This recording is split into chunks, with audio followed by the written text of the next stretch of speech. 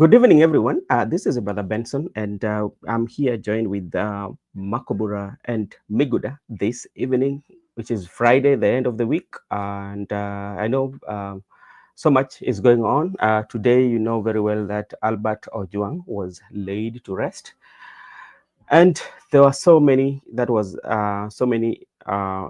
incidents that took place during that burial that we'll have to talk about. And also, you know, the Gacahagua camp was in Bungoma, where they stormed Bungoma, but like on their way, there were some goons who tried to attack them. I saw that updated by Njiru and Degwa, the advocate. Those are some of the things that we are going to talk about.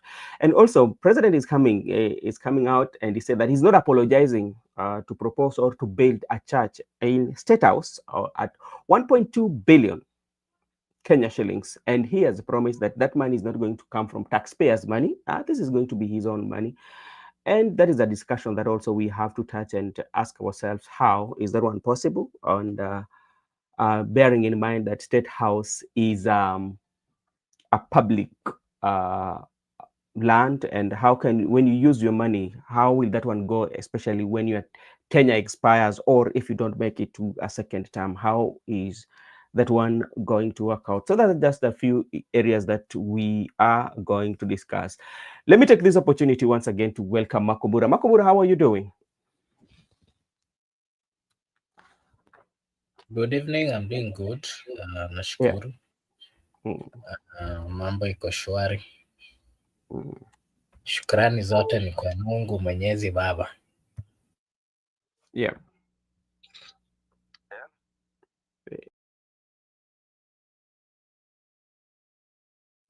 We good. I'm good. I'm doing great over here. I'm also closing my week very well. Tomorrow being a weekend, we'll be going to church services, and I hope also our viewers are doing good. Okay, thank you so much. And also, let me take this opportunity to welcome Gibson Connor and Judith on the comment section. I hope and believe your Friday is ending well, or it's starting well, depending from where you're watching us from. So you can also let us know how you're doing, and to share with us, about your thoughts, especially on the discussion of the day. So, Miguda, maybe to start with you, because we know very well that State House especially is a public land, and we saw there's a proposal, or there's that intention of President building a church which can accommodate almost like around 8,000, if I'm not wrong, based on what I saw. And he said that he's not apologizing over that, and that is the work of the Satan. And now, to look at it into details, I believe it's not bad to build a church, but a situation whereby now the president wants to use his own personal money to build a church at a public land. How is that one so? Does it require public participation, just in case? Thank you for allowing me to come in. And I just want to respond to the question you have asked by stating very clearly that the State House, the way you have stated, is a public utility, and it is a house of the President of the Republic of Kenya. That is the residence of the President. And the President, because you understand Kenya, we are diverse, even in terms of religion. We have Christians, we have Muslims, we have Buddhists. So we are diverse, we have even pagans. And the fact that we are diverse, it means that anybody can become president. The president cannot only come from, there's nowhere it is stated that the president shall come from the Christianity. The president can even be a Muslim, or maybe a Buddhist. The president can be even a pagan. So in a scenario whereby an head of state has decided to construct a church in the State House that belongs to the Republic of Kenya, which is diverse, it raises some questions, because, and furthermore, he said that he's using personal money to construct it. Does it mean that now the property in that State House by the name church is going to be a personal property because he has used personal money? Does it mean that he's going to construct a personal property in the public land where there's public property in the State House? I believe that we can have many presidents before. So what if tomorrow we have a Muslim president? Does it mean that he's going to to construct a mosque? And also when we have a Buddhist president, does it mean that he's going to construct a temple? So I believe that there are things that I don't understand how these people are doing them. But what is important is that we understand that the Kenyan context is not only for there should be that state and religion, and there shall be no state religion in this country. So we are not a state religion. We are not a religion state. We are a republic as a Kenyan. And I think maybe this church in future, it can be claimed to be a personal property in State House. Okay, and like now, as you've mentioned about the state of our republic, especially Kenya, we know we've had so many presidents that have worked or have the residency of State House, and majority of them, when you look at their history, including Moi, President Kibaki, Uhuru Muigai Kenyatta, when it comes to religion, especially matters to do with religion, they were not very vocal about it, and they did not, took so much center stage, especially for Uhuru Kenyatta used to invite both the Muslim and other religion leaders, and made it to be like he was a very neutral person. The only time that you'd see him is to go to the church. But now with President William Ruto, we see him so much into religion. And if you're trying to question, like, why is it impossible, you tend to be seen like somebody who is opposing or you're satanic. What does that one tells you? I don't think that anybody is opposed to the Christian religion satanic, because even him, he has sidelined other religion. He has sidelined the Buddhists, he has sidelined the Muslims, and he has sidelined the pagans. He has only concentrated on the Christianity, whereby even in that Christianity, he has also sidelined the Protestants. He has sidelined Catholic Church. He is no longer going to Catholic Church. He has sidelined Seventh-day Adventist Church. So even in that Christianity, he has sidelined other churches. And when we can ask him, why can't he build a Catholic church inside State House? Why can't he build a SDA church in State House? Why can't he build a Roho church there, or a Legio Maria church? Why is he only building the church? This, I don't know how they call it, but that one. To me, even before we said that, it's like if you're opposed to his action of supporting Christianity and building church, you are an enemy to the religion. Even him, he is not genuine, because he has selected the part of the religion he wants to work with. That is number one. And finally, you understand that when you bring it now in the issue of the Kenyan context, because in the president who was elected by Muslims, by each and every religion, elected him. Actually, many people elected him. The church is serving was not the only one which elected him. It was elected across. So the reason of him discriminating other religion and tend to be like the deputy Jesus, that if you oppose his action towards Christianity, then you are now satanic. Even him, in his Christianity, he need to be genuine. Okay. Thank you so much. And let me invite Makubura to talk over this, because Makubura, in our country, we have so many religion, and apart from religion, we also have so many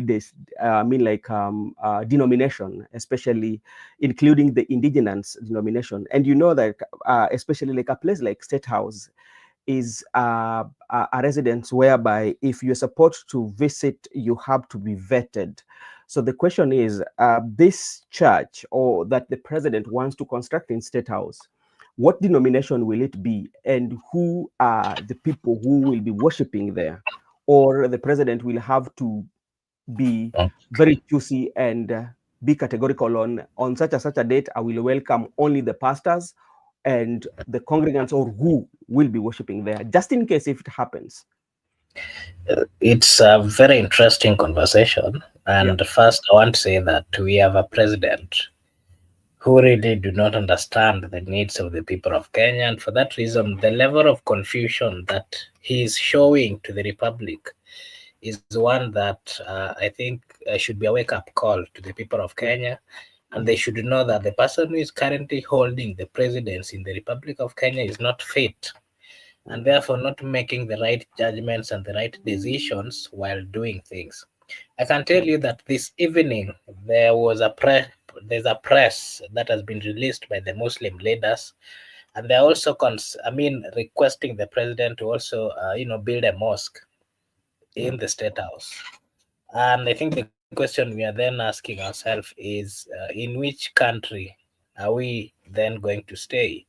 How Mm. then are we going to, survive in a country where we have a president who is supposed to be, who understands that we are in a country that, has so many people from different religion, Yeah. different denomination, Yeah. and now what he's doing is actually discriminating quite a number or a sect of the religious group.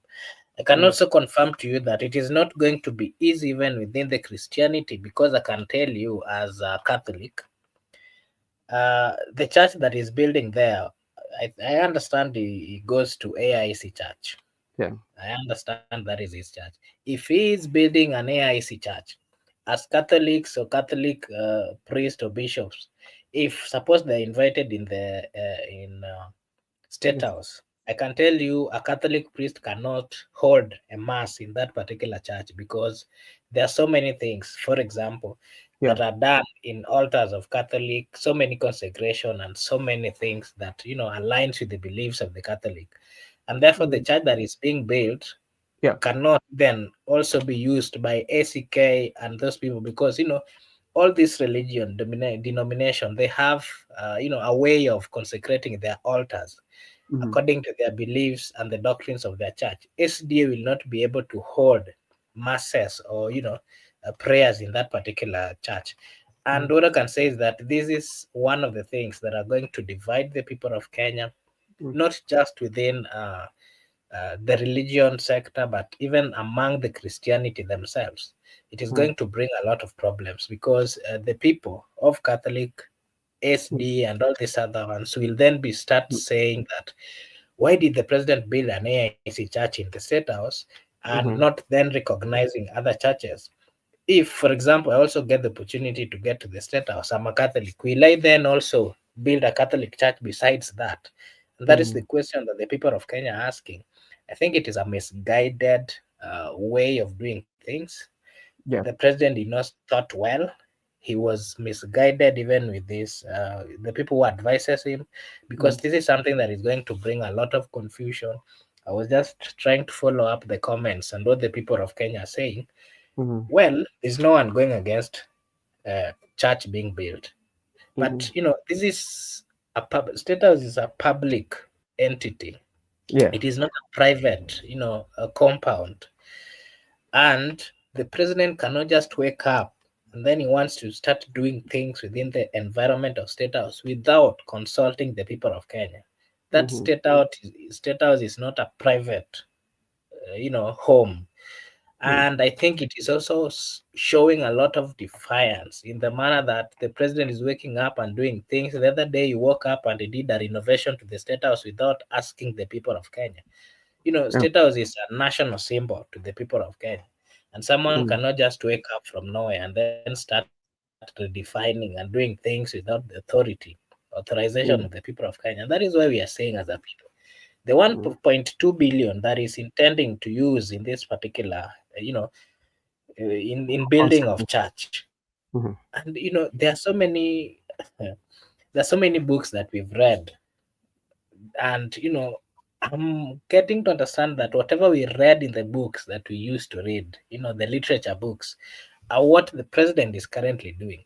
Instead of, for example, using the 1.2 billion Yeah. to bring or create jobs opportunities, currently the youths are on street, Gen Zs are on street, left, right, and center. There's going to be another demonstration on Monday, Yeah. and you know all these demonstrations are showing, it's a reminder to the government that we are struggling, things are not working out.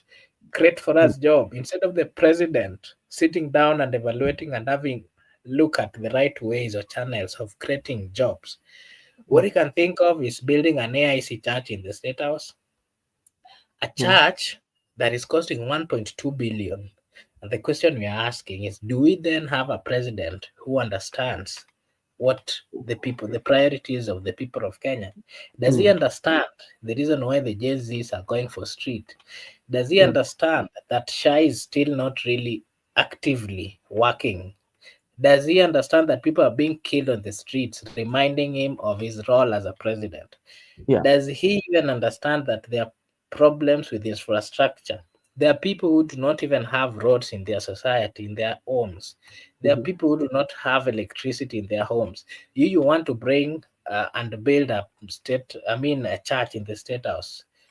Is the president okay? I've heard him saying he's not a madman, but from the things that he's doing, I think there's some confirmation that we need to be wary, and we Yeah. need to get understand why the president has been making this kind of decisions Mhm. without really thinking and looking at the outcome that all these things can bring.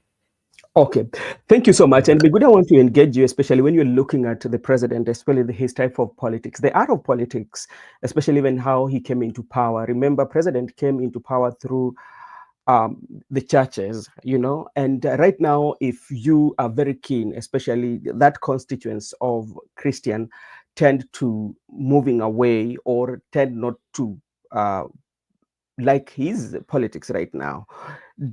Could this one be one way in which the president is now trying to bring up the Christian, or this is a way whereby the president is going to say that, okay, if the opposition maybe are going to say that this is not the right thing to do, then it will be like, oh, these people they do not like God, or they do not like us to contribute to God. Can this one be part of the politics uh, campaign?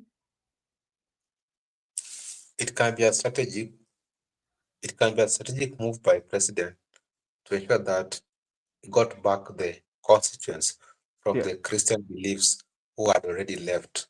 Mm-hmm. Because many people are already left because there are things that he promised them he never accomplished. Yeah. Now he want to justify that I'm still with you people up to the end of times because I understand religion very well. Yeah. Jesus teaches that I'm with you up to the end of times. Now I want to tell Christians that even though people have left, even though I've not delivered in terms of infrastructure, Mm. in terms of health, in terms of education, in terms of other things. But when it Yeah. comes to Christianity, I Yeah. don't hesitate. Mm. I'm justifying that because I promise you people that I'll build a church in the state house. I've accomplished that promise, even though Mm. I've not accomplished many promises which I made. But this Yeah. one for Christianity, actually, I have accomplished it. You understand the way Christians, you can move them emotionally. They Yeah. understand, okay. And he will even cite that verse whereby I don't know in the book of Mark or Luke, whereby the people, the Jews people asked Jesus that, Rabbi, kindly, we appeal to you to heal this man's daughter because he actually built a synagogue for us people, but Yeah. he was not a Jew. He was not one of us. Then, because Jesus said that, okay, you build a synagogue for my people, and we are not one of them, therefore, your request will be fulfilled, and the request of my people Mm. will be fulfilled. I think, Mr. President, going forward, will cite that first and tell the people that even though there are many challenges we are facing in this government, even Mm. though there have been extrajudicial killings, even though there have been abduction, but that one which I promised about God, Mm. between me and God, I don't hesitate. Actually, Mm. I have completed it. And it will appeal to the Christians emotionally. And Mm. just like any other day, those Mm. Christians who believes him, or those the so-called I don't know the Pentecostal churches who believes in him will Mm. actually vote, and he will even organize some crusades that will gather all of them at State House. He will be Mm. inviting them for even services on Sunday. Mm. To me, it's just a political strategy to ensure that even though that constituency is leaving, Mm. but he ensure that even half of the constituents has Mm. remained by him. I think, Mm. and he will use it even to campaign when we'll go to, most of, even though we are saying that Kenya is not a religion state, Yeah. But Kenyan composed of many people. Yeah. A larger percentage are Christians in Kenya. Yeah. Mm. So when you're campaigning, you will go and tell the people that wale jamaa hata wataki tuundie Mungu nyumba yake. Sasa watu Eh, kama hao ni watu wa shetani. So he will be castigating them when he's campaigning. So I believe that is one of the strategies used yeah. by him to Mhm. make him prepare for future war with the opposition. Okay, thank you so much. And Makobura, you know very well that, especially when it comes to presidency and you look at State House, President William Ruto right now is a tenant at the State House because that is his residence, not as William Ruto, but as somebody that, as a leader that were voted for, was given power by the people. And we know that you usually have like tenure in that residence of State House. You can have 10 years if you vie for the second time and you're voted for, you can have it. Or if you're voted out, you will not have you will not go to the State House. Just in case it happens that by the time people are going to cast their vote in 2027, the building is not completed, will he still continue to build the State House with his personal money, or he will not? Yeah. Secondly, when you look at the State House the way it is, and this one I will also ask you in terms of religion, religion of our religion and how we relate. What if somebody who is not a Christian say, come, okay, now let me come to office? What will happen? Yeah, those are the same question that I did ask. And remember, I did say that we understand this from an AIC church. And Yeah. the question we're asking is, for example, if I manage to get to the State House, I'm a Catholic, will I then also build a Catholic church Yep. besides the AIC church that is building? I think that is going to bring a lot of conflict. Yeah. And I partly want to disagree with what Miguda said. Yeah. I don't buy to that, say, especially when you say that he'll be coming out when doing campaigns to tell the Christians that, you know what, I did this, I wanted to build the church, such kind of things. I don't think the Christians will buy that, because within Christianity itself, Mm-hmm. there's a feeling that some group or some sect have been left behind. I've Yeah. just mentioned to you here that if he has built an AIC church in that particular in the State House, Yeah. what will then happen? Suppose he invites leaders from the Catholic Church, they will not, and they cannot do what we call prayers in that particular church. Mm-hmm. What about if we invite the ACK? They cannot do prayers in that particular church, and that is why different churches, they do have a way of consecrating their altars. And I've Yeah. just mentioned, me as a Catholic, I can tell you, I cannot, as Catholic priest, I Yeah. wish Father Didi was here, he would confirm to you, he's not allowed to just go to any church Mm-hmm. and start celebrating mass. No, they are consecrated. There's a way in which the altar of the Catholic Church is consecrated to an extent that there are so many things that are involved. And Okay. I can tell you, among the Christianity, people will say that the president is fully concerned about certain group of churches within with those that he has close association with. Mm-hmm. And I can tell you, it is going to bring a lot of conflict within the church, the church vicinities, Mm. because that thinking would then make people start saying that because he's not from this church, he's not supporting us. Yeah. And I can also give you an example where he has always had problems with the Catholic Church. He has always had problems with is it the SEK, the one led by Well, um it's a pit. Ole Sapit, yeah. Yeah. And you know, I can tell you politics is something that is emotionally driven. Yeah. And religious leaders, they do have a lot of say in who is supposed to be supported among their leaders. That Mm. I can tell you.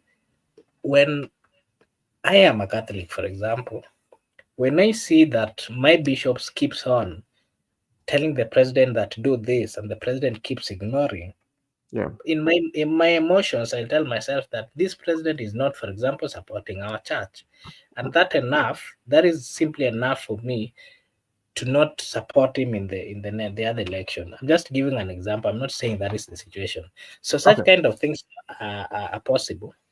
And Mhm. just like you did ask, I've just told you, if you watch news, you will see a group Mm. of Muslim leaders from Mombasa have also just held a press this evening, and they're saying that they are going to urge the president to build a mosque as Yeah. well in the state Yeah. house. Yeah. Well, if then he has built a church here, you see, the Muslims also want a mosque. The Hindus also demands for, Mm. then the question we're asking is, what about the atheists? They will also want their church. The Mhm. Masonic or whatever, those people that were failed to pay rent the other time, they will also want a church because they will think that they have a right. And of course, the constitution says that if some people are being done for, then they also have a right to receive. So Mm. it is not a good thing. I can tell you it's going to cause a lot of division. And just like you did ask, suppose he's not elected in 2027. Who? Where will be the building? Like, I mean, what what will be used then for that particular? It will bring a lot of confusion. What if the person who comes in does not believe or has a different opinion that such kind of religion buildings are not supposed to be there because they somehow Mm. make people have different views, and in one way or another it even divides the people. So Okay. it is not a good thing, I don't think. And the most painful bit that I saw is that, remember, he started doing this without the knowledge of the people of Kenya. Mhm. But then when this matter started, him as a president, instead of addressing and saying that I was thinking about this and this is why, he comes out and then he says, I have no apology to make for Yes. building a church. Surely, and you're the president of the Republic of Kenya, and that is why he cannot even solve the issue of Gen Z protest, which is consistent, because I think that is a clear indication that the people of Kenya made a mistake in terms of electing the person at the presidency, because the president has confirmed Yeah. that he makes decision for himself, Mhm. execute for himself. He does Mm. not owe any apology to anybody. And that is not what leadership is all about. A leader should be someone who sits down with people, understands their take, and before executing something, you have to look the repercussions, the consequences of doing that. What is Mm. it going to bring? Is it going to bring positive, union to the And people? Is it going to and make people have divergent opinion? mhm. Currently, it's not actually bringing people together. It is actually dividing the people of Kenya, and it is Uh-huh. making worse the problems that we are facing currently as a Okay. people. Okay. At a time Mhm. where, let me to Mhm. just finish this, at a time where there is no peace in the Republic of Kenya, Mm. the people of Kenya are hungry because of so many bad things which are happening. You are Mm. adding another, and instead of coming out to say that I'm building this for this and this reason, you say Mhm. that you are unapologetic. Then the people will then want to also go and have keshas in that particular building. I don't know whether will be allowed ama bado wataweka vizuizi.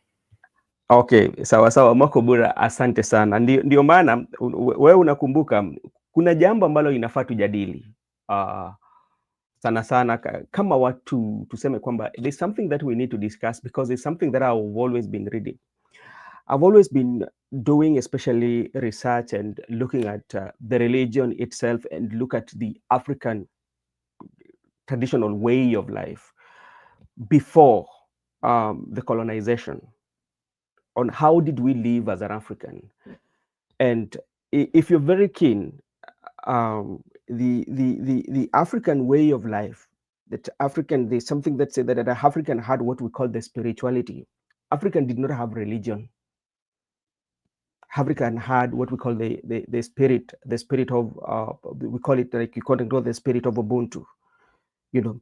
And if you look at every African society, on how the African communities, African believed on so many gods, that there was the god of Oludimare. That is when you go to the Nigerian, and whereby the Nigerian, they call the Lord of Oludumare.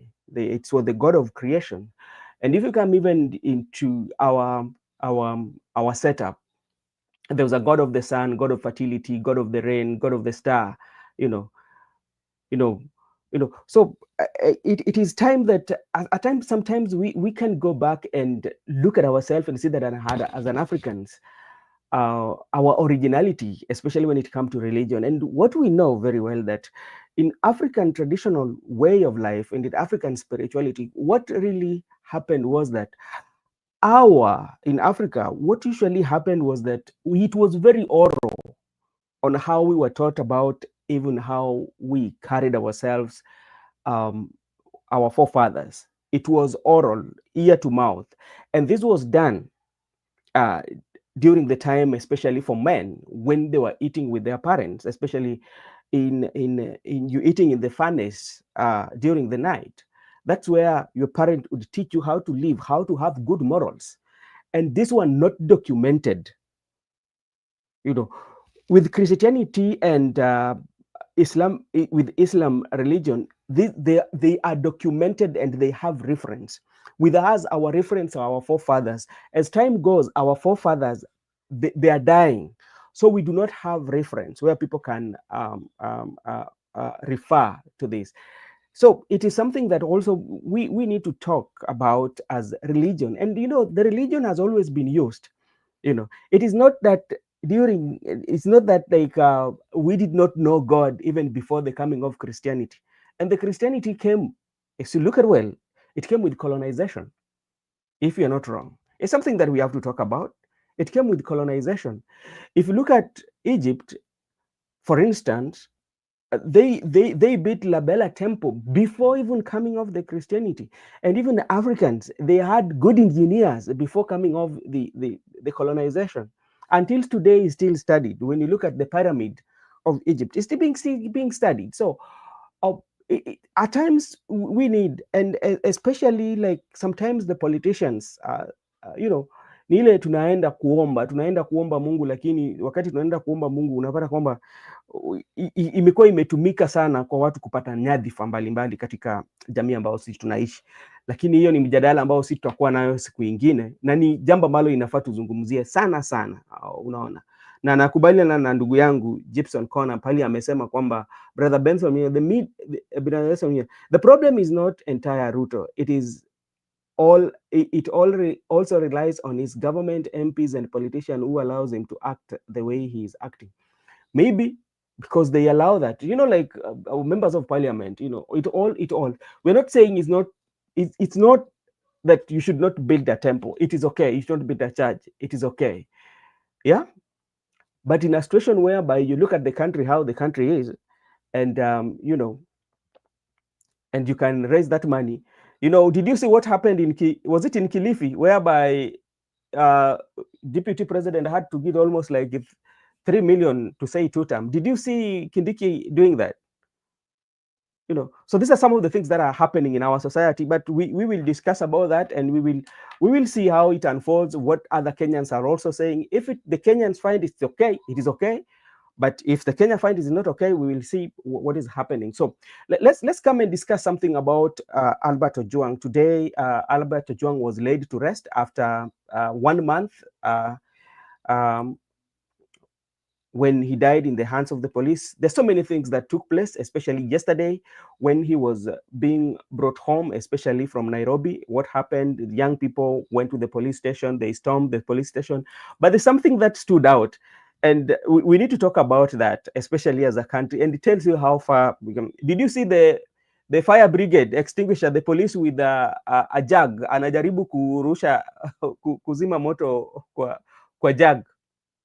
hiyo inakwambia nini kama nchi? Makobura. Okay.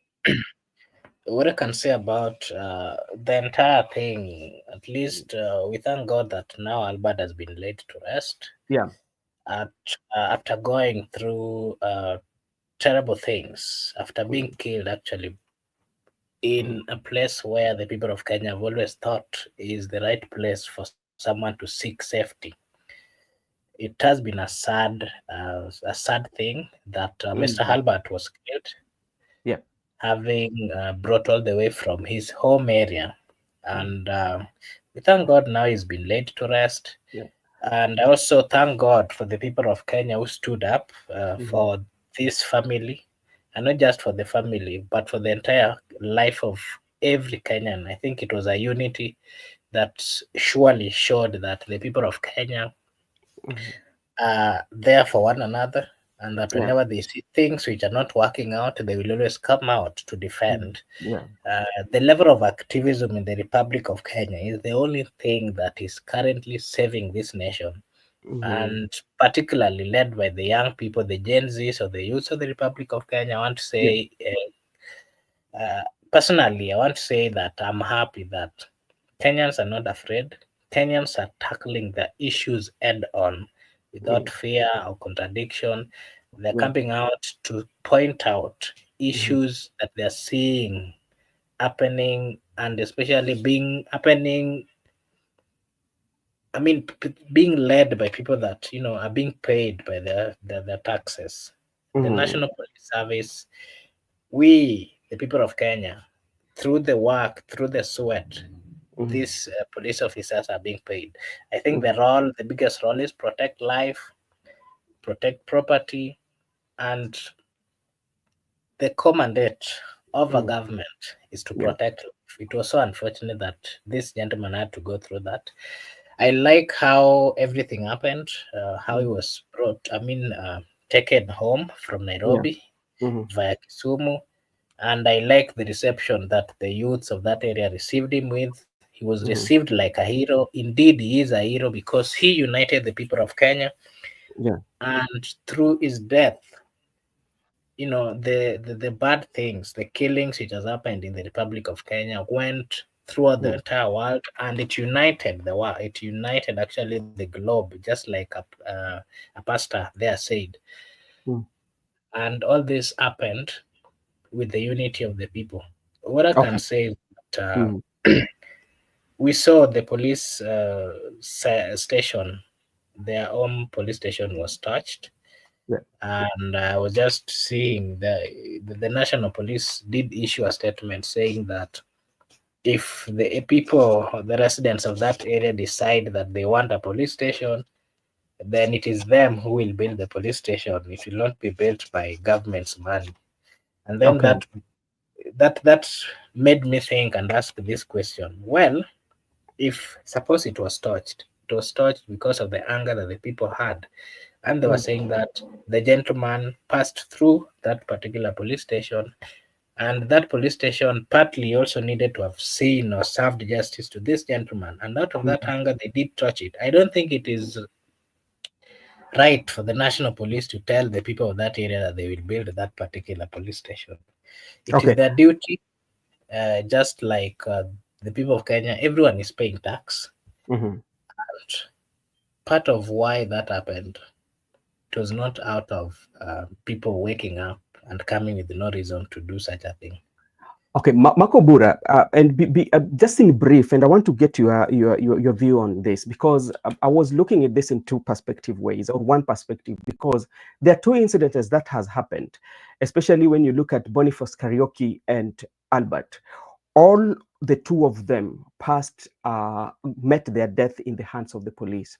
One, if you look at the way Albert funeral is treated, from the way you look at how everything was organized, it means that there are a lot of money that has been poured on it, and from the beginning, and even the president giving out 2 million, the Right Honorable Prime Minister giving out 1 million, and Gladys Wanga said that she gave out 1.5 million. So there's a lot of money, but and even the house has been constructed for him. But on the other side, where Mr. Karaoke is at, we are seeing quite much opposite of what is happening. We've not seen the president has not contributed. We've not seen the right honorable prime minister has not contributed. So, in a brief, Okay. I think the reason why this one they had to come out. Remember, this was do I say it was the first one to happen, and through this, if you can remember, this is part of the reason why there was even a call for demonstration. Yeah, Led to the death of Kariuki. yeah. So I think because this really was the first to touch the nation, it was really the first news to break, and it almost sent the country to, it almost awoken something that was going to make the government unstable. And I think they came out. It attracted the attention of the whole world and even the president. Even these other ones, of course, he knows, but because this this was the first, if I can say, I think that is the reason why they came out to simply try, show that maybe their part, or to, show their sympathy. I Yeah. don't know what exactly they were showing, Mm. but I think it was the first. So it was the first one to touch the entire world, and Mm. probably that might be the reason why they they So that, did bring the contribution. But again, mm, remember the Team Sisi kwa Sisi? They mm, contributed in that, but again, they're also going to contribute in this. So I think the people of Kenya have always been mm. general in matters of contribution and assisting, but in terms of the political class, they choose where to go and where not to go. I think that is what Okay. I can say. Okay, thank you so much. Miguda, thank you so much. We've kept you waiting for so long. And if you also, I want you to comment on the status that happened yesterday, where by the police station was touched, and the fire extinguisher man, our police officer, would use the jug to extinguish the fire. I don't know whether he managed to do so. And from there, people went back to the house. And even like during that night, the presence of the police was not the presence of the police was not there. So when you look at that, especially the status of our police, because this is something that we've always talking about the state of the police. You saw the police post, you saw where they're living, you saw how they were trying to salvage their property. What does this one tell you about the state of the police officers? First, I'd like to say that the state of the police officer is pathetic, Yeah. and they are living in a awkward manner, because I saw them removing some mattresses, some fan, and even the houses are not good. But what happened yesterday is that when the station touched itself, because that is the word we are having right now, that Yeah. the police station touched itself, no one touched it. So Yeah. when it touched itself, the police officer was running. He was carrying a water by a jug, trying to go and extinguish the fire. But now, I don't know where we are as a Kenyan people, because that is very wrong. In a police station, there's no fire extinguisher, surely. Yeah. I don't know. The status is unfortunate, because we need to resolve the issue. When we talk about police reform, it should include things like even fire extinguisher, because in a police station, things like fire can happen, because Yeah. what happens is because it touched itself, then you need someone to come and rescue the situation. Yeah. And also the police officer was alone trying to extinguish fire. But I also saw there were people never stole anything. So to me, always, even those things they say people stole guns and those uniforms, those were just PR by the government, because yesterday that mammoth, they could have stolen things, but they never stole. So what I am happy with it, because the crowd was peaceful, Yeah. they protested, they protested on behalf of Ojang to communicate that actually the state has killed Ojang. And even you asked about the absence of police officers after they have taken the body at home. Yeah. It was good, because people were dancing disco matanga by themselves. Comrades were happy, man, as police officers. So this thing, people are saying that people are never peaceful. I disagree. People are always peaceful. People can manage themselves. Look at that crowd. They organize themselves, they move swiftly, they never antagonize anybody, they never steal from anybody, they never touch the police station because the police station touched itself, and also they never stole guns. There was no disruption during the disco matanga. There Yeah. was no disruption during the tribute. And Mhm. I'm happy because they were peaceful Yeah. until we laid our bro, our comrade in peace. So what I learned is that the Mm. Raia, at times they can be peaceful. Not at times. Raia are always peaceful. Yeah. The people who are starting to riot, the police officer, they're the people who usually begin to cause chaos. Because if they start throwing tear gas at the people, what Yeah. do you expect? People must react. So we appeal to the police officer. The Mm. way people were peaceful yesterday, it should be that way. Even on Monday, during Saba Saba, we expect Mm. people to be peaceful and armed, and police officers should ensure that they provide maximum security. And to just to mention, I did know that Ojang was born on 7th of July. Yeah, it's Saba Saba. That is what I saw on the banner. He's a Saba Saba. Maybe that's And why, like, and and, and they died on 7th June. yeah. Oh, so everything Yeah. on him Died is on, so internal. ni mtu wa Saba Saba. Mm.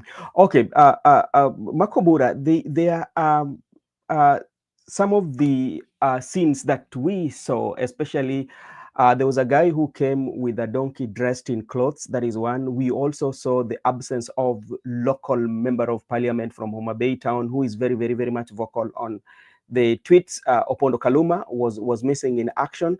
Why would he miss in action? And he has always been very vocal talking about our son. And even if you look at his tweet, he was saying that what happened by the comrades carrying the body of Ojwang to police station was the goons that did it, and they were hired from Nairobi.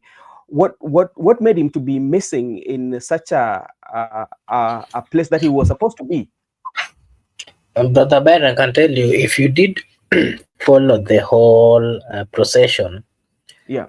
you'd learn that more of what was being played there, the people were genuine to the fact that they did not really want to speak about politics, but Mm-hmm. they wanted to speak about the problem at hand, which Yeah. was the death of this gentleman. Yeah. And again, if it was a ODM rally or a political rally, you would have seen Mm-hmm. charged members, of course, singing the slogan of the party. Yeah. But this one was a different one. And Mm-hmm. that is why you even saw the politicians, they played cool. They did not really want to play that top politics, the politics of ODM in Luo Nyanza. So they did Mm-hmm. not come out to play it because they knew that the Mm-hmm. environment was not really safe. Not Yeah. safe in the sense that ODM is currently in working with a government or a party that is Mm-hmm. part of the problems that that brought the people in that particular place. Mm-hmm. ODM is part of that government that killed Albert Ojwang, and for that reason, it was not possible for them to come out boldly and to start speaking things to do with Mm-hmm. politics. And again, my reason why I think Kaluma did not attend is because of the environment was not really safe for matters of politics. And if Yeah. they would have come with issues to do with politics and consistency in ODM matters, then they Mm-hmm. would have found a young group of people who are not interested in You know. listening on matters of politics, matters of Mm-hmm. party. The young Yeah. men really wanted to know how they're going to get justice and the way forward. And that is why you saw them not really getting interested on politics. And the Okay. politicians, if it were the normal times, then they would have Mm-hmm. spent a lot of time speaking. If you saw, they only spoke for few minutes, and then they Mm-hmm. left, and they did not really touch more about the party because they knew it wasn't a party affair.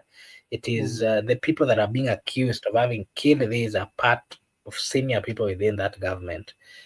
You've also asked about a gentleman, I think, who came riding on a donkey.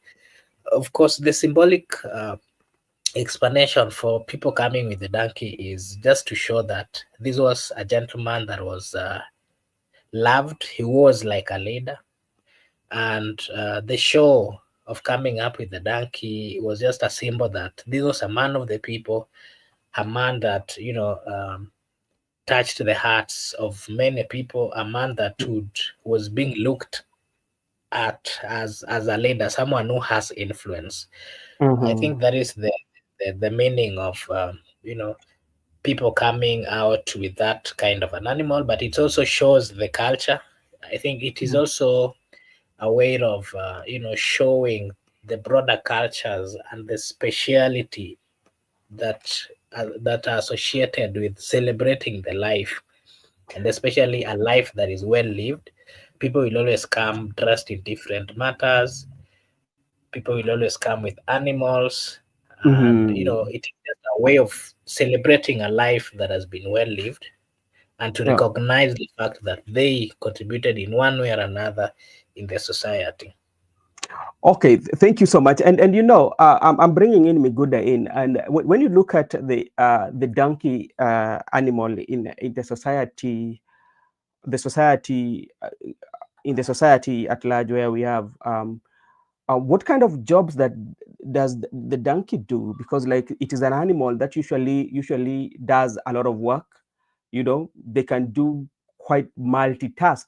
What I would say, they can be used to transport water. They can be used to go for long distance trade. When you look at that, and also it is very rare in the community of the Luo for the donkey, for somebody to use donkey, to carry himself. You can only use that when it pulls a cart. So when you look at the literature, and again, also you could look at is dressed in clothes. What that does one tell you? So that one has a meaning when you look at it in literature form. I'm also reading somewhere 35 minutes ago, the Muslim leaders from Mombasa County have asked the President Ruto to consider building a mosque in State House now that he has built a Kenya shillings 1.2 billion church there. That is what we were talking about, and this is something that is going to create more words. Miguda, let me come to you. I hope you had an opportunity to watch some of the videos that were coming from Ojang's burial, especially with the leaders. We saw Babu Owino going head on and calling upon the arrest of Lagat. I quote him, and which majority of the leaders, especially, were just talking about justice, but the one for Babu was quite much more detailed that as compared to other leaders. Why was that one so? Because like you find that other leaders were not naming; they were just calling for justice in general. At the issue of Babu Owino shooting straight, Babu Owino first, Babu Owino read the mood of the ground. Yeah. Babu Owino is up to date. He Yeah. understand his supporters, Yeah. and he understand what his supporters want to hear. And Mm-hmm. Babu Owino, unlike any other leader, he actually shot straight, and he said very clear that the complainant should be first. The complainant should resign. Yeah. The complainant should be arrested, Mm-hmm. should be charged, then Mm-hmm. convicted and Yeah. sentenced for Mm-hmm. life imprisonment. Yeah. He just shoot directly, and I like him because he's brave, he's bold enough to counter what people never want talked about. People are trying to cover up even during Mm-hmm. the burial, but the mourners wanted to hear that, and that is why Babu has taken the whole constituency. In fact, Yeah. that's why he was popular in Wanga's in Wanga's stronghold. You know, Kasipul is the stronghold of Homa Bay County, Yes. sub-county, Kasipul Yeah. sub-county. So if you can get the entire Kasipul Mm. votes, you are Yeah. likely going to be the governor of Homa Bay County. No, Mm. so Babu Owino was powerful in Wanga's stronghold. And Babu But Owino also talked about another thing about the police or police station torch itself. Ya kwamba police station ilijichoma. So he was mm, trying to respond to the people that you people, you are idiots because you told us that Albert hit his head on the wall. Now even you that police station has torched itself. So Babu Owino, I can just say he had the people, and just to add on what Obura was telling you that it was not a rally for DM. mhm. But remember, there was a certain rally of ODM in the same Mumbai County Yeah. when Baba was going to AUC. And Yeah. Babu declared that when Baba Kienda, Babu Chukua, Babu Mm, was welcomed by the people, electrifying crowd. What we mm, saw yesterday, the same thing. So this issue of people trying to tell us that Babu is unpopular, Babu mm, anaisha kisiasa, Babu mm. atamalizwa. Me, I've said, yeah, not that I'm a psychopath of Babu, Yeah. but on the realistic school of thought, Babu Mm. has the people.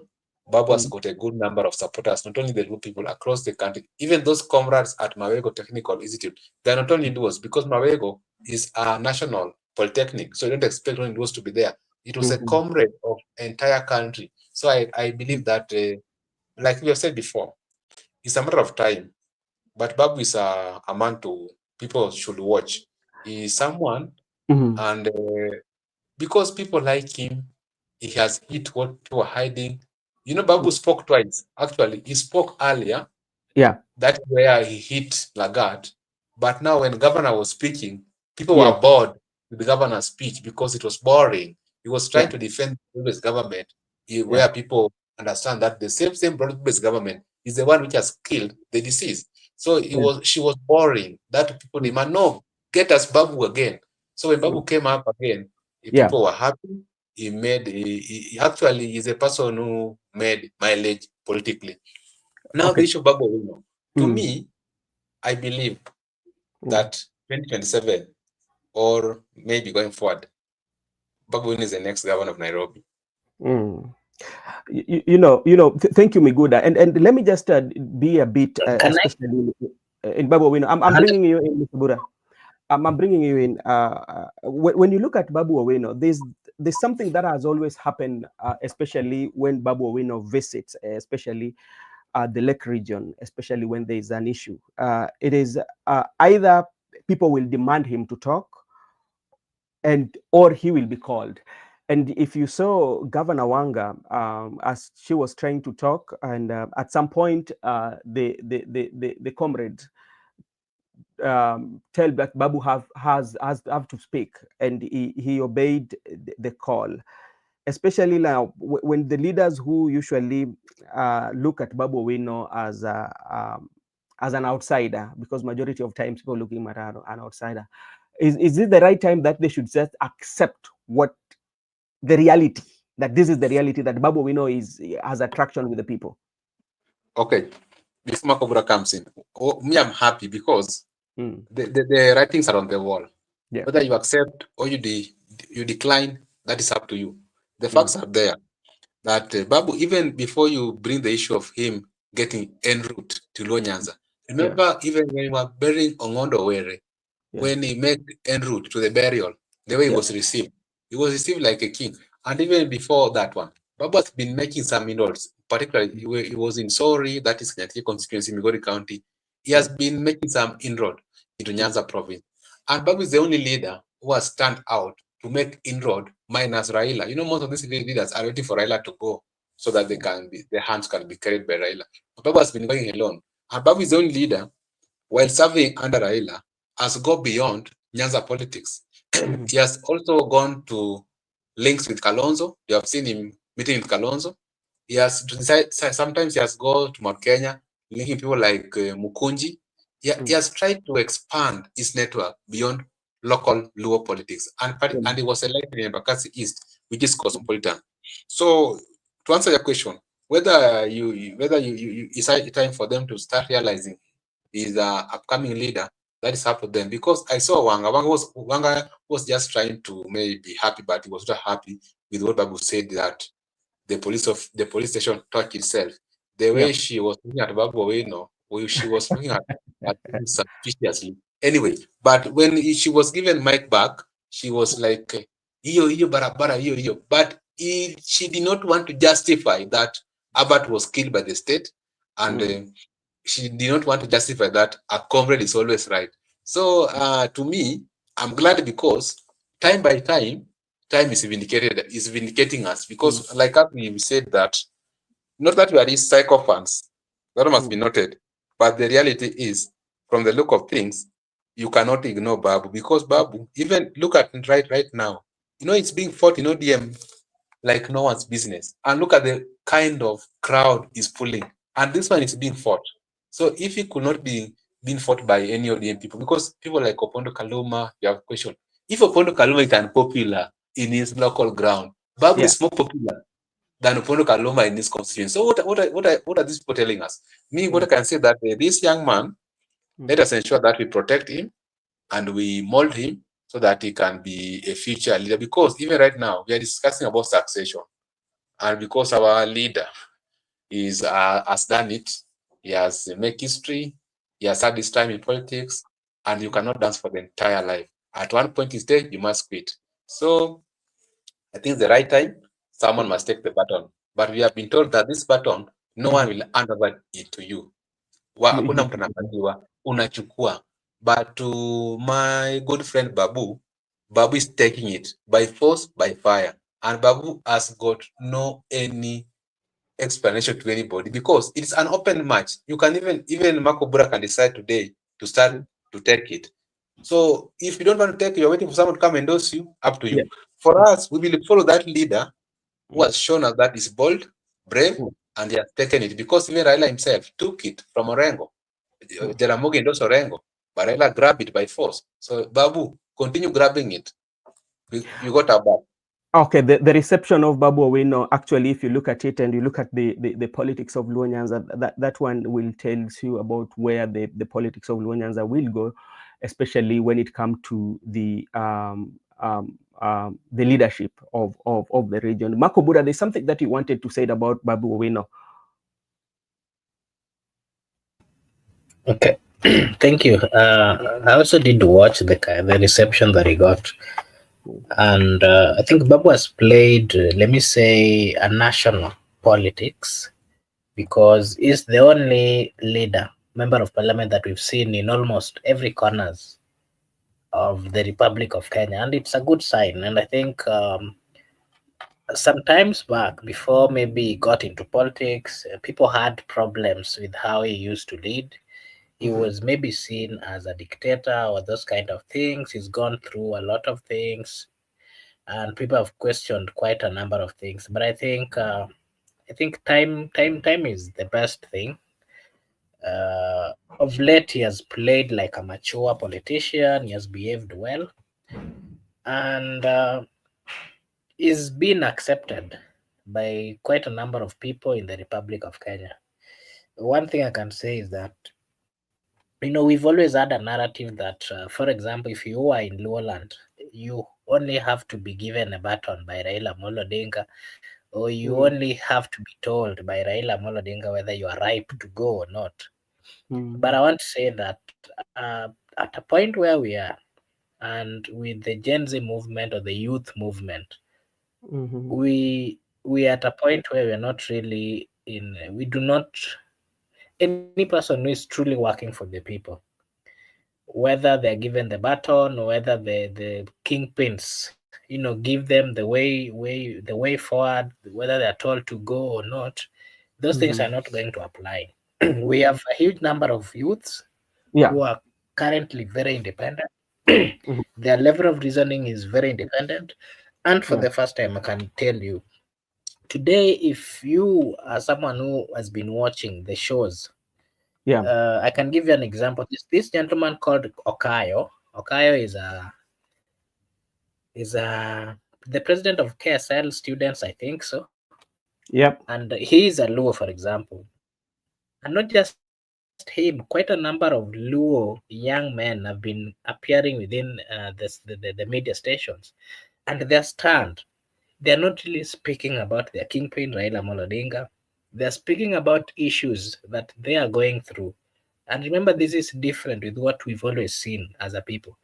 For example, those, if you remember 2007 going forward, any young people who really wanted to get into politics or into leadership, they will come out and start praising Raila. It would be praising Raila from morning to evening. That is contrary with what is happening currently. And it is a clear sign that as much as we respect our leaders, as much as we respect Raila Amolo Odinga, as much as we respect the leaders from that society, I think we've gotten to a point where the people are liberated. Liberated in the sense that they have a chance to make their own decisions, and they make decisions having in mind or considering the facts that things that are surrounding them, the circumstances, and the daily things that they go through are part of the reasons that make them, to make those decisions. And I can tell you, Babu Owino has been accepted by the youths, and that is a fact, not just from the Luo land area, but even other regions. Okay. and that is a clear sign. He's also come out to having stood with the people. And one thing I like with him is that he does not really look at tribe. He will always stand with you or criticize something, whether you are coming from north or south or whichever part of the country that you're coming from. And that is a good sign of someone who's playing a national higher league. And I want to say this last about Babu Owino. If you saw his speech in in Oma Bay. Mm. Remember, Gladys Wanga has always been. We've been told that she's a performer in Oma Bay and she's respected, and we've always even been told that there is a possibility that she might be the deputy president. There are such kind of narratives, and I think for someone to be elevated to that extent, it tells you that they are loved in their areas. But remember, a member of parliament from Nairobi, not from that region, being Mhm. being shown that kind of love and even being called twice to speak to the people, and when he stood, everybody is happy. I think it is a clear sign. Sometimes leaders are born. When a leader is born, you have to accept the fact that a leader has been born, and you have to give them ways. You cannot, you know that reminds me of a river. You know how rivers, we've got rivers that carry huge. When a river is flowing from the mountain, downstream, and then Mm. you try blocking this river, Mhm. there's a possibility that the force that it will be coming with, it can then even destroy all those things that you've tried to barricade or stop it with. And that is the kind of force that this gentleman is coming with. He's going, anaenda kupita na wale watu ambao anaenda kupata kwa njia, and it is a high time that anybody. I saw Kaluma spoke, wrote something about Babu, of course, talking about what happened in Homa Bay, and that Mhm. he should not see that as a sign of embrace, or he should not think that uh, Yes. he should then he should come behind the people who came into politics first. That is what I saw Kaluma said. It Okay. is it, and I wanted to say that some people are blessed. When some people are blessed, whether you're young or big or whichever, you need to give them way. When kama wanasema, kuna huyu pasta alikuwa anasema nyota yako, kama nyota yako imeng'aa, basi hakuna mtu haezi ikaizima, na yake imefanya nini, imeng'aa, wacha ing'ae, na let them give him time to do his things. They should not stop him, because if the more they stop him, the more he's going to be liked. It is similar thing to what is happening to Gacahagua in the mountain. Yeah. Okay, umeongelea sana mambo ya nyota, inanikumbusha kumbe mtu alikuwa anasema kwamba kama taji yake ishavishwa hakuna mtu mwenye ataitoa. Mwenyezi Mungu akishakuvisha taji hakuna mtu ambaye atakuing'oa. Lakini kabla tujaenda kuzungumzia mambo ambayo yalitokea pale Bungoma, naona ndugu yangu Joseph Karioki ameungana na sisi na tutazungumza na yeye, na maybe closing remarks on Ojang as Karioki will be coming in to give us his thoughts, especially do you feel this is the end for justice for Ojang, and what people have been pushing for since now is laid down to rest? Hello, my brothers. How are you, distance cousins? How are you? Yes. I hope you're all fine. Thank you for the opportunity. Yeah, today I followed late I was not following the whole barrio, but I followed some clips. And brother, this is a very sad case that we cannot even be able to comprehend. Now that young man has been buried, and still you have not found justice for him. So still, I don't know how they are going to play it going onwards, but I'm hoping that they are still going to need to fight for his justice, even if we go to the streets. I had people from Homa Bay. They said that they are going to the streets on 7th. They are going to go on the streets to demand for his justice. So we are hoping we are hoping for us to struggle and to see if we are going to get justice for Ojang, as we are getting justice for the other people who have fallen because of these bullets and police brutality.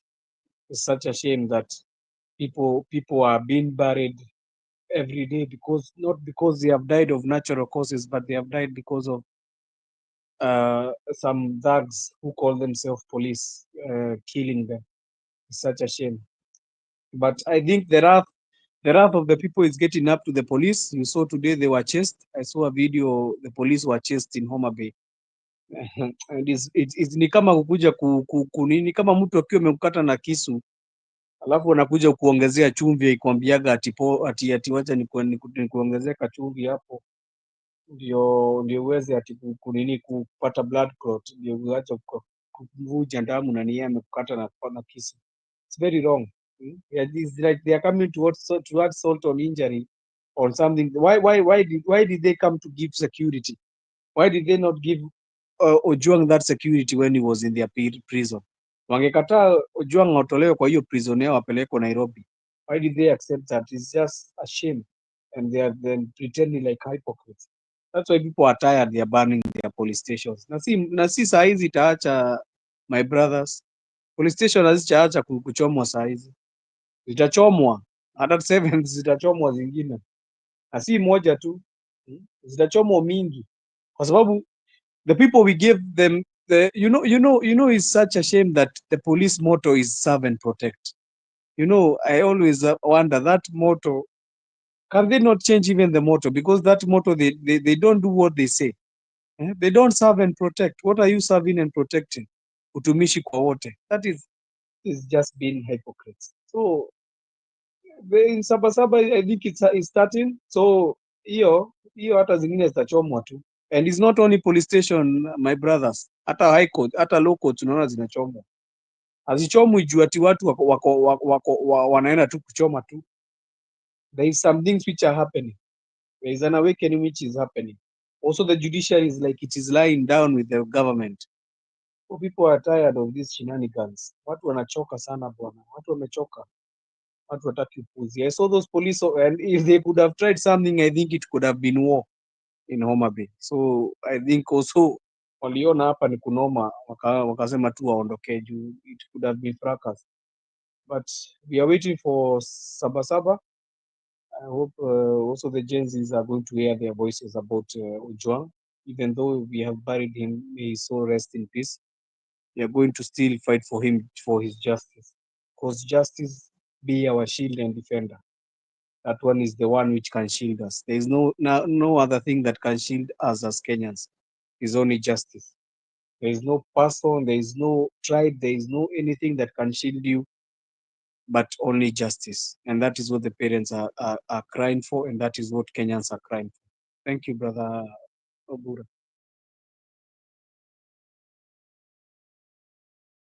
Okay, thank you, Joseph, for giving us your take. Good. I think now we get into the politics of the opposition, where we saw the opposition in the Western region, and there was a massive reception where the former deputy president with his team was received in Bungoma and quite a number of places with a huge number of people. And the saying that one term is the way to go.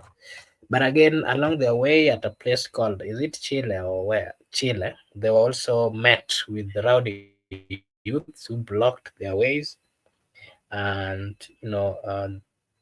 they threw quite a number of stones to their vehicles, damaging quite a number of the vehicles that were in that convoy. And again, I saw the member of the governor of Kakamega also coming out to criticize that move by the opposition, and is telling, he directed his words to Natembea that the governor of Trans Nzoia should not come again to Kakamega, asilete hizo maujinga huko Kakamega ama watapatana mundu kumundu. So, Migoda, what is your take on what is happening in that, particular the opposition, the campaign that is being led by the opposition side that was taken to Western Kenya, of course, they are also continuing to criticize the government and saying the bad, mentioning all those things that the government has not done to the people, also criticizing the move by Raila Amolo Odinga, who has always received quite a number of support from the people of Western. And according to him, he's saying that Raila has not really remembered them, especially when he gets something better. What do you have to say about that, Miguda, and the whole thing which happened in Western? I like what is happening in Western region, because currently the opposition team, actually they are united and they have camped in Western, because there have been these hearsays that Gacahagua has been camping in Mount Kenya alone, but of course he has heed to our advice and moved to Western Kenya, because we have also actually advised him to move and make friends across beyond Mount Kenya. And that's good, because actually is now moving to other part of the country, try to make friends and make allies. The reason why I like that move is because opposition should not be sitting inside a house. Opposition should not be sitting in mainstream media. Opposition should not be sitting in hotels trying to discuss the future of the country. Opposition should not be sitting in boardrooms. Opposition should be engaging the people at their local level so that they can understand actual challenges affecting them, so they can understand if the government actually is delivering services to the people. They can inspect those projects by the government. They can move to ensure that they engage the people. That's why I like it, because it is good for them to engage the people, not only some certain people, the entire country, so that the people can have hope for them.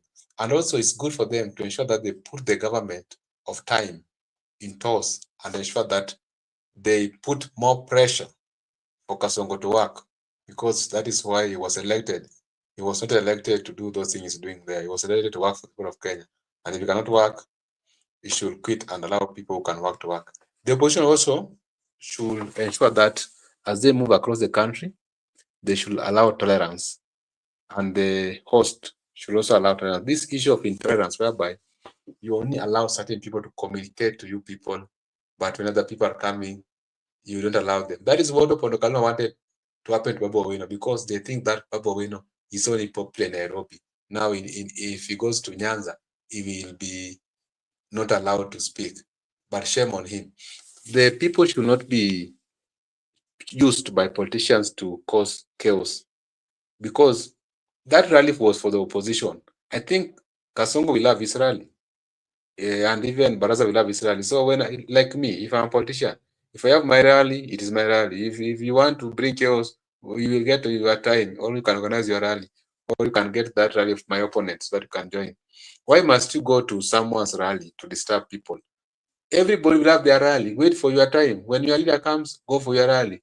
When your leader is not there, you can back off, or you can as well join the rally, but listen to the people. This issue of you disturbing people's rally, those are the things that we want to end as young people, as the Gen Z. If we are advocating for the tolerance, we also advocate that we need people to be allowed to air their views or to be heard. And the people must be heard in silence. That one we appeal to our young people. But the people who are being used to cause chaos, mayhem, those things are outdated and they should not be used currently, because even that your candidate will want to go to Mount Kenya. So do you want the people of Mount Kenya to retaliate? No. Allow people to move, to engage, to even, because like when opposition are in Western, they are spending their night in the Western region. People like Matiang'i, Rigiji, people like Kalonzo. So when they visit your region, at least they can give you some small things, because even when they spend night there, the hotels, you understand, the people around, the fuel stations, because they can't come back to fuel in Nairobi. So they just fuel within. So at least even the revenue, you are collecting revenue with them. So allow them to campaign, allow them to engage you. And some people are also being given token. I understand. So it's good to welcome visitors, even whether they are not your allies or your allies. So that issue of intolerance should come to an end, because people benefit locally when it comes to revenue. And I also saw Caleb Amisi. Caleb Amisi is an ally to Odinga, and he has been the supporting MP with the ODM ticket. But currently, sadly, Caleb Amisi is dissatisfied with the position of the party, and actually is on his way out. He joined the crowd and also tried to portray his dissatisfaction. The other thing I discovered is that the issue of picking a candidate is going to be a tough one within the opposition. It's going to be a tough one, and it is good. People should fight for it, because we believe that that ticket will send someone home. I have seen people are trying to now bring their muscles together, but there are people who are likely to get the ticket. We wish them all the best. We just request them that, as we are other Kenyans who are not at that level, kindly settle on a ticket that is going to be considerate, that can be liked by all generations. Do not try to make it selfish or a one-man show, one-man affair. Just try to share your ambitions that you can give the Kenyan people whom they want, so that we can finish this work by around midnight. Someone will be at home. Makubura, back to you. Okay, thank you. Joseph, what do you have to say about the whole campaign that has been taken by the opposition, led by Rigathi Gacahagua, Kalonzo Musyoka, Dr. Fred Matiang'i, Eugene Wamalwa, Natembea, among others? They're moving across the Western, and of course, what they're seeking for is, of course, support. And, there are also people asking whether the same thing is happening on the government side. Today we saw the deputy president was also with his team, the team of government in, was it in Kilifi? I think so. And, they're also talking about the projects of the government and how the government has worked. So, what is your take on the two sides? What is happening in Western and what the government side is also doing? Migudo will also come to tell us what he saw about the deputy leading his team and the president continuing with meeting religious leaders at State House amid several comments from the people asking why he wants to build a church and such kind of things. Joseph? Thank you, my brother. I just want to tell my brother Miguda, when I want to run for the governorship, I'm going to come there to Kadonyo Kasapul and I buy you lunch. Na nyinyi mtakuwa kwa serikali ya county. I'll make sure you are eating. Wanasema ni table manners. You be table manners in the county I'll be reading. That one was also a light note. For table manners people, I think only sycophants, so people who are greed, are the ones who will be observing table manners. But to some of us who sees the problem that is happening in the country, I don't think we can be silenced even when we are eating. We will be eating, but at the same time pointing out or remembering, pointing out the problems that the people are going through. As you eat, you have to also understand that there's a neighbor, there's Kenyans living in different parts of the Republic of Kenya who are not finding something to eat. So you have to remember them. You have to point out, you have to remind someone who is giving you food that kuna wengine pia hawana, kindly give them. I think Okay, I just wanted to make Miguda laugh a bit. So I'll start with the deputy president. This is not a deputy president, brother. You know, he was not elected by anybody. He was chosen by parliament. And these meetings he's going is not his. You see the person who is commanding him when he's in the meetings. We know it is Farouk. He's telling him even how to stand. I saw another clip there showing him wanamvalisha mpaka kibeti. You saw that one? Wanamvalisha kibeti hapa ni this to Kiondo. I don't know if you know them. These two handbags women go with to the markets. So he's really, this guy is really being ashamed by these guys. I don't know what is so special that you just have security and you have money and you stay in a place where you are being humiliated left, right and center. Watu tu bado kwa akili zao, ukisikia tu Kindiki you just know, utaanza tu kusema ni ule mtu wa Soprano. Nobody, hata watoto wangu wanajua ni ule jamaa wa Soprano. So this empowerment thing is a dead thing. There is nothing they are doing. Let them continue using our taxpayers' money. I see people now are enlightened. You see, Gacahagua said, mkitaka vizuri, chukua pesa kula. Enda uchukue pesa kula. Sheka shiba. So when I come to the opposition side, what I said for myself, me, I'm hoping they produce the best candidate for us. Because for me, from 2022, I said I'll never vote a Kikuyu as a presidential candidate. I want to be led by other people and feel how we can be led by other people. That's why I started with Raila Odinga in 2022, although he ashamed us some bit coming to the end. Or to this middle term, he has ashamed us a bit. I don't know if that is my thinking. But for 2027, I don't want to see any Kikuyu near this deputy and president. Afadhali wapatie na huko nini viti zingine, lakini sio hizo. I want us also, as we give other people chance, we give other people chance to show us what they can do with our country. We have tried this GK, they call it GK, Gikuyu and Karenjin. It's not working, brother. It's not working at all. It's not working. It is a letdown. So we need to change and see if we can bring something more that can work for Kenyans.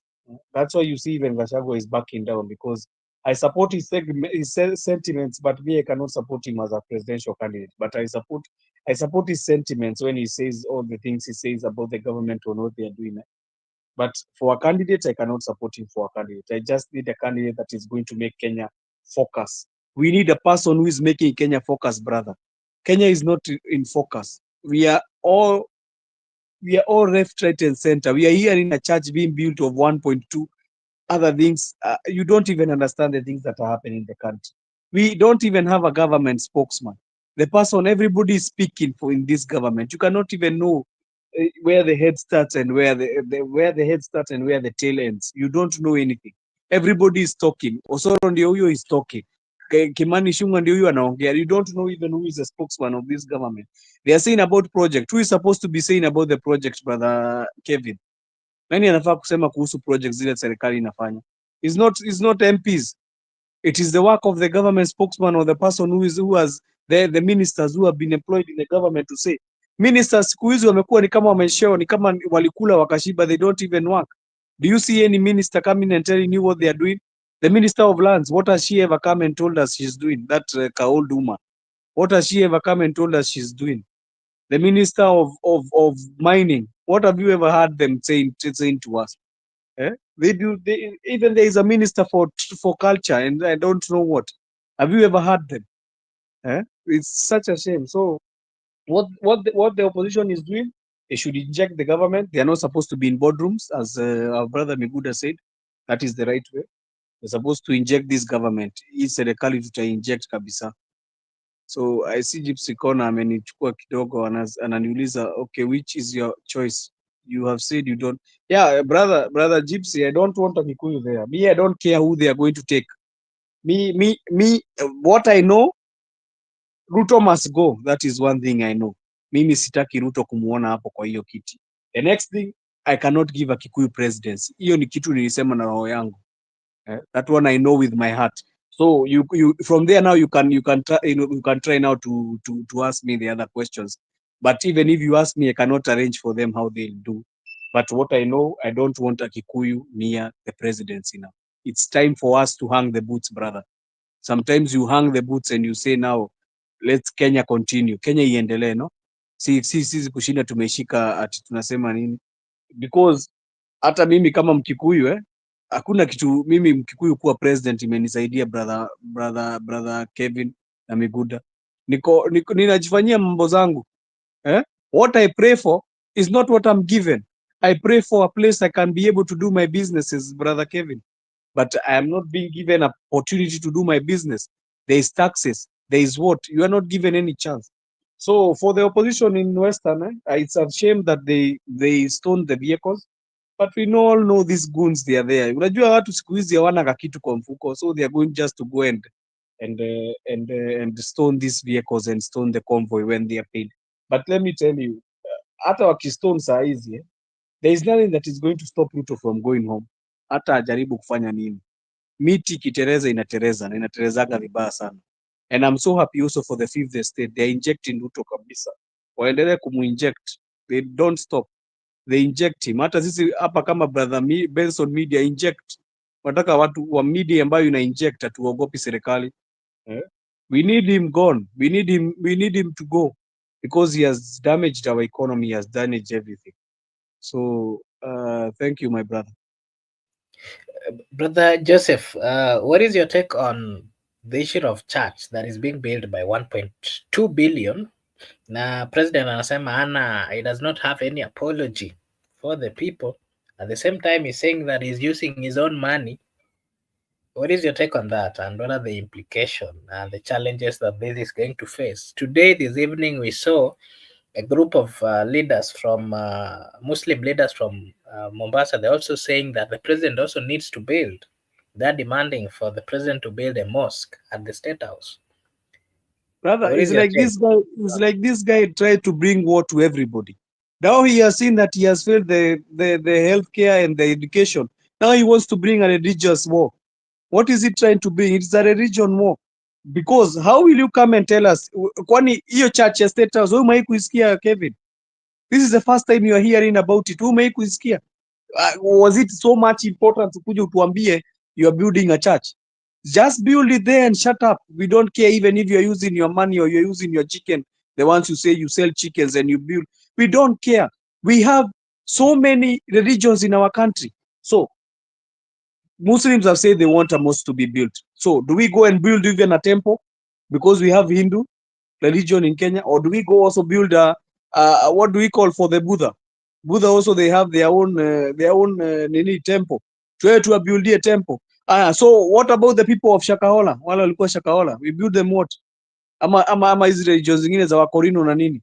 This guy, let him not give us this crap he's trying to do. If he has used the money that Kenyans are hard working for it, and he's using them to do very stupid things.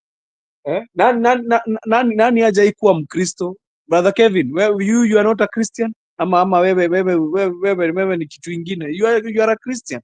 Who does not know if I'm a Christian or a Muslim? This guy is always ati tunaombea mvua ikuje Kenya. Me, I've never seen a stupid person like this one. This is the most stupidest president I've ever seen in the entire continent of Kenya, of Africa. There is presidents who are thinking about tractors and how they are going to help their farmers to farm. You are thinking about a church. And how much money are you spending to build a church? 1.2. Imagine you're building a church for 1.2 billion. And people are starving. People are starving. And other people even are in the streets. Na wewe unasema unatujengea what church unatujengea? Na hiyo si church ati unatujengea. Nani atakuwa akienda hiyo church? Will Kenyans be allowed to go to that church? Unasikia watu wanasema wanaweza ingia hiyo State House na waichome ishe kabisa. Nafaa ichomwe. Hizi institutions zote zimejawa na ushetani, brother Benson, brother Kevin. Zimejawa na ushetani zote. Ndio unaona mpaka Gen Z walikuwa wanataka kuchoma hiyo bunge ishe yote. Hiyo State House inafaa ichomwe ishe. It's just a shame that we have a president in the 22nd ama tuko 21st century, somebody talking about building a church like it's a nice thing, kama development kubwa sana amefanya. It's such a shame. I don't even feel talking about that issue because it is making me even agitate. Nasikia kama leo ninaweza enda hiyo State House peke yangu, acha hata kungojea Gen Z. Very stupid leaders we have. We have very stupid leaders, brother.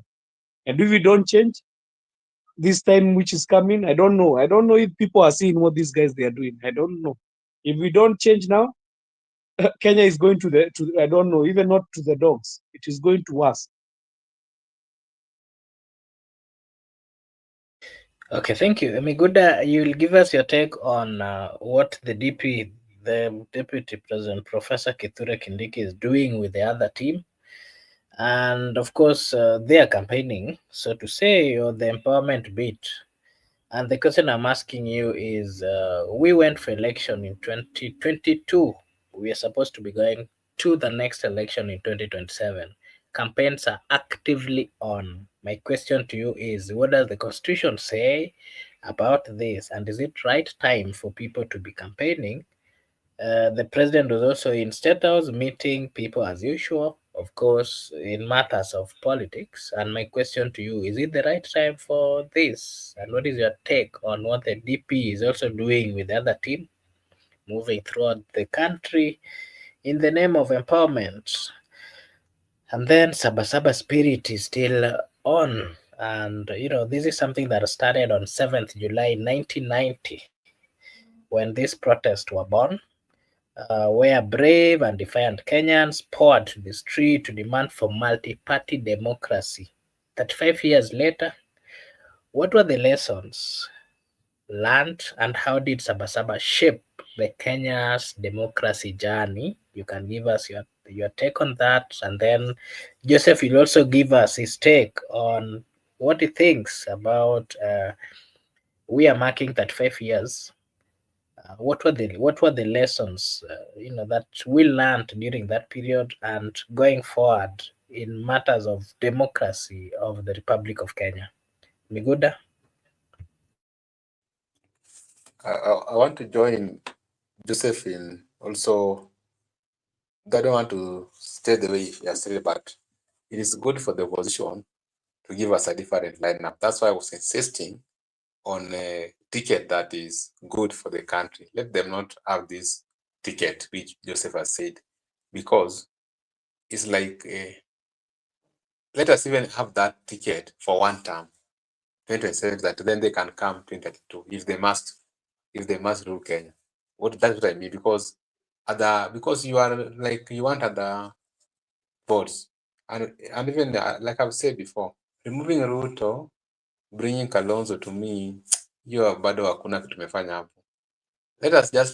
Let us end this kind of thing with Ruto. Let him be the last leader under our older guards to rule us.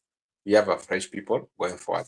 I think that's why I was insisting that if they mean well for the country, if they want to transform the country, if they are genuine, let them shelve their ambitions and sort out the country, Kenya.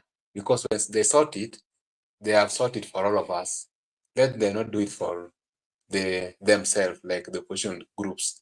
Let them sort out everybody by bringing a new picture, a new page. Maybe you can have different people, not necessarily from Kale or Kilks, but you can just have a different people.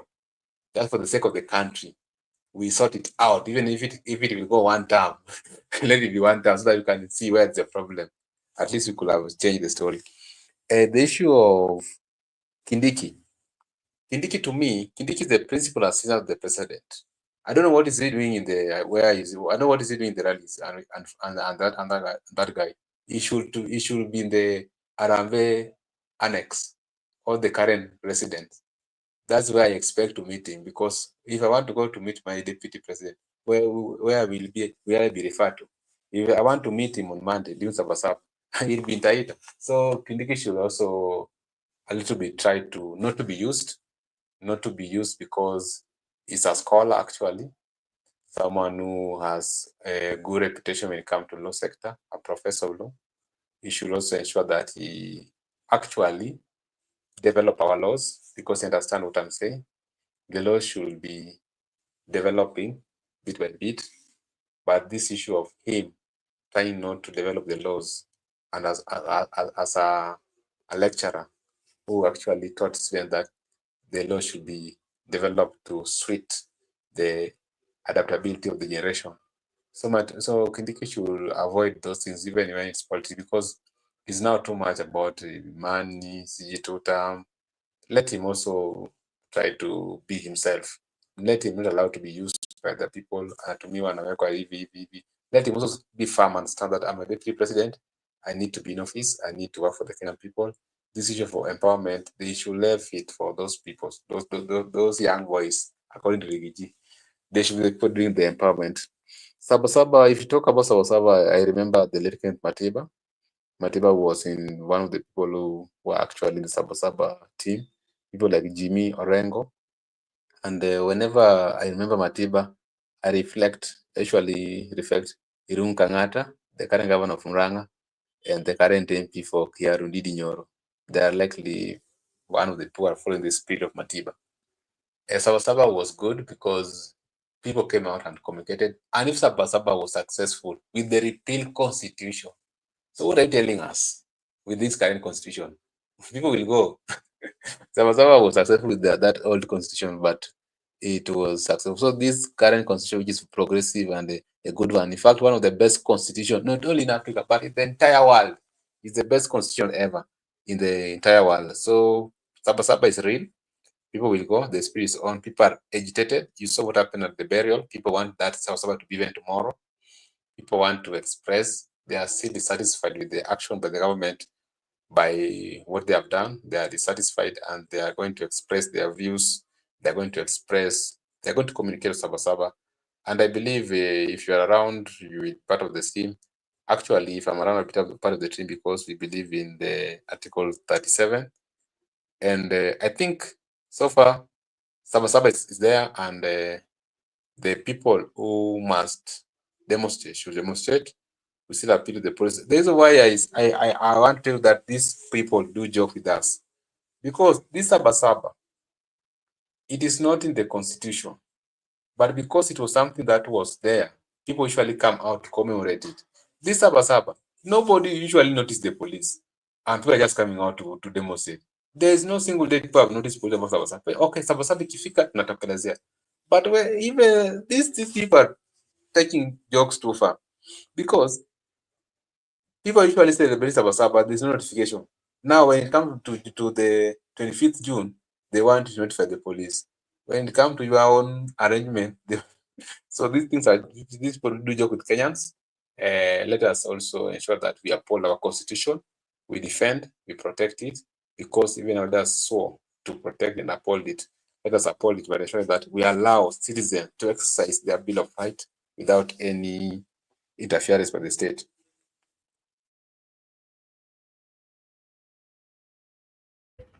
Okay, thank you. Kariki, what is your take on what is coming up, the Saba Saba movement that was part of the topic during the laying of this gentleman, Albert? You know, the young people are saying that they are going to participate in Saba Saba to mark or to also show their quest for justice.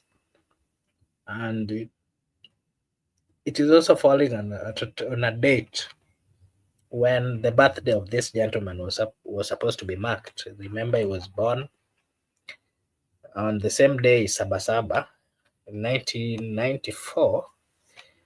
And, you know, the spirit of Saba Saba, you know, if you remember the last demonstration, after the demonstration, you know, people thought that probably that was the Brother, last can you come demonstration. again? Did I hear you right? You're saying he was born on 7 July 1994? 1994. Yeah. Wow, wow. And The spirit is still fighting on, eh? This and he guy's was spirit is killed still on fighting. and he was killed on 7th of June. So, you know, all these things are falling. You remember he was killed last month, 7th.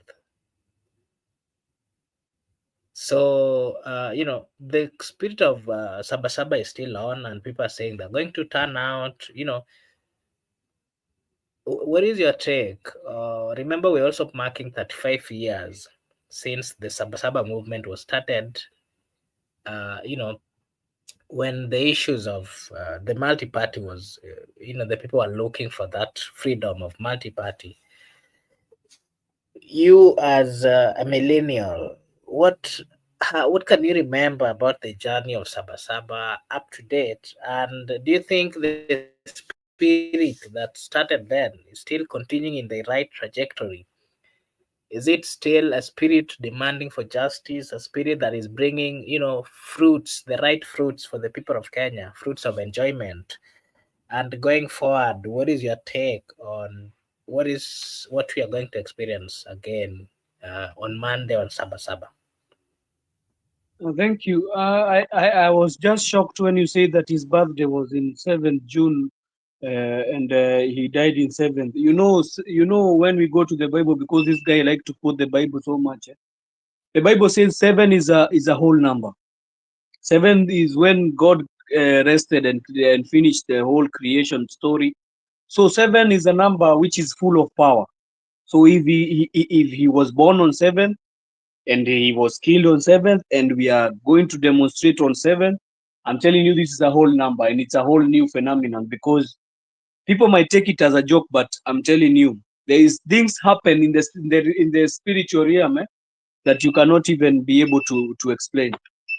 So talking about Saba Saba from previous, the one that I remember, the Saba Saba we know is the one that Akina Orengo, Muite, and all those heroes fought for. Yeah, these guys, I would like to appreciate them because they fought for the country at that time. They were the Gen Zs. I think they were the millennials of that time. Tunaweza sema hivyo. They were the youth of that time, and they really fought for the country. This, what we are doing now in this podcast, is due to their struggle. We cannot be having this. We could not be talking and condemning the government. I know kama tungekuwa tunatusi Moi wakati kama hii, tungekuwa tumekujua na Mariamu hazitoshani hapo, but these guys, they fought really hard. Their struggle has not gone has not gone is not gone just like that. We still remember, and now we have the new revolution that is going to fight for this liberation, because that was the first one. I think that was the first liberation. It's also not a coincidence that in 25th June, 2024, the Gen Z started a movement, which is just like short 1 week. Is it 1 week or 2 weeks? And then we experience the Saba Saba. So these things, I'm telling you, you can take them as a joke, but they can be in the spiritual realm. They are operating together. Me, I know one thing. God cannot let us continue having bad people in leadership. Is a must. Is going to make changes, because if people are prayerful, I hope you guys pray. But if people are prayerful, we change the narrative and we change everything, even in the dark realms, because we are not fighting with a person only in the flesh. We are fighting this struggle even in the spiritual realm. And for this Saba Saba, it's going to be big. 25th, you saw what happened. So they try to infiltrate the Gen Z movement. Saba Saba will be another new phenomenon for them. And I don't think that Ruto is escaping these things. Hataweza escape these things. We are fighting. Also, do you remember we are fighting a person who refused the new constitution? Or don't you remember that? He refused the new constitution. So we are fighting against a person who has a black heart. That is what I'll say. Nisikia Gishungu akisema other people have black hearts. We are fighting against a person who has a black heart. And let me tell you, when God is about to finish with somebody, yeye umpatia anakuwa na kichwa ngumu. Unaona vile huyu jamaa ako na kichwa ngumu, asikii kile anaambiwa. There's another place I was saying, huyu jamaa anakaa kama Farao. You see, Farao, when he was the people Moses was leading the people of Israel out of Egypt. Alifanya Farao akapata kichwa ngumu mpaka hawezi kukubali, analetewa mpaka all the plagues, but he's just refusing kusema waachiliwe. So we are fighting with a person who is very disturbing, but I don't think also is him. I think God has also given him that spirit ile ya kama ile ya kukataa. And also I want to also return a message hapa. Nimeona Gypsy Corner akisema ati Kindiki must work hard. Kindiki, there is no hard work he can do. He's finished. There is nothing else he can do to please this government. He just needs to know that he's going to pack his bags and he's going to leave. Hakuna kitu ingine kubwa anaweza fanya. There is nothing else big he can do. That position will not be his. It will be taken, because Ruto apendagi mtu ambaye hawezi kukampenia vizuri, ama mtu hawezi kuwa na ile Rigathi alikuwa nayo. So also him is just a ticking bomb. Hata yeye ataondolewa tu vile wengine waliondolewa. So let him just hold on there. akule pesa, lakini baadaye hata yeye ataona. So for the Saba Saba, we are urging the youths, come out, express your the article. I think Biguda is the one who is conversing the constitution, see the 37th, I think 37, I don't know, article in the constitution. Have them come out and exercise it, because it's their right. It's a right for you to picket. It's a right for you to demonstrate. There is nowhere in this country, even if you hear another stupid woman saying there that is going to bring a bill that is going to stop people from picketing. Let her know that this one is not her to tell us. This one started from long time ago, even maybe when she was still a young girl in the colleges. Lazima alikuwa anakatiwa na vijana na huko. Let him just know this one started before her and we are going to bulldoze her. Hata yeye mwenyewe sijui kama atabakia pia yeye, hata yeye anajua, hata yeye anajua hakuna pahali anabakia. So nobody is going to derail what the Gen Z's revolution is doing. I'm so happy for you guys, Kevin, because you are also in the front line of the Gen Z's. I'm so happy for what you are doing, guys, and we are going to achieve this. It's now we are in the climax. Tutafika. Tumeanza climax, tutafika huko. Lazima tutafika. Na pia akiiba kura atatuambia ametoa wapi hata hiyo kura moja, because we know what is happening. We are now enlightened. And I think also Kenya has changed. Unaona kila mtu ako na simu. Kila mtu kitu kakifanyika anachukua video. So this journey is we might see like it's long, 24 I think is how many months? I think 18 months now to go. We might think it is very far. I think it's 24 months to go. We might think it is very far, but it's not far. We are going to make it. Hata watu walikaa and I don't know why vitu zinaingiliana hivyo. I've said 24, then I've remembered Moi ruled for 24 years na watu walivumilia na waka make it. So we are still going to make it. Thank you. Okay. Thank you so much for your take. To our viewers, this is Brother Benson Media. And here we say that your opinion counts. If you're watching for the first time, kindly just like and subscribe to the channel so that whenever we're having this kind of conversations, you will be notified and probably join and give your take. Biguda, what is your take? What do you understand by the term Saba Saba? It started 34 years ago, and on Monday we'll be marking it. And of course, the spirit started when the people were looking for what we call democracy and multi-party. We have quite a number of people, the likes of James Orengo and Matiba and so many. They fought a government that was, not easy to fight at that particular time. And 34 years later, we are still in the spirit of fighting. And part of what we are fighting are, things that are supposed to be done by the government, and they've simply forgotten. And so the youths are coming out to remind them.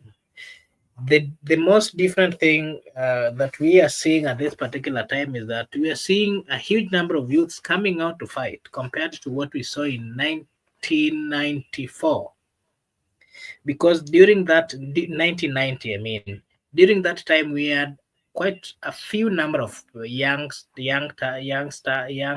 politicians, so people who had interest in leadership, who came out to fight. But this time around, it's quite different.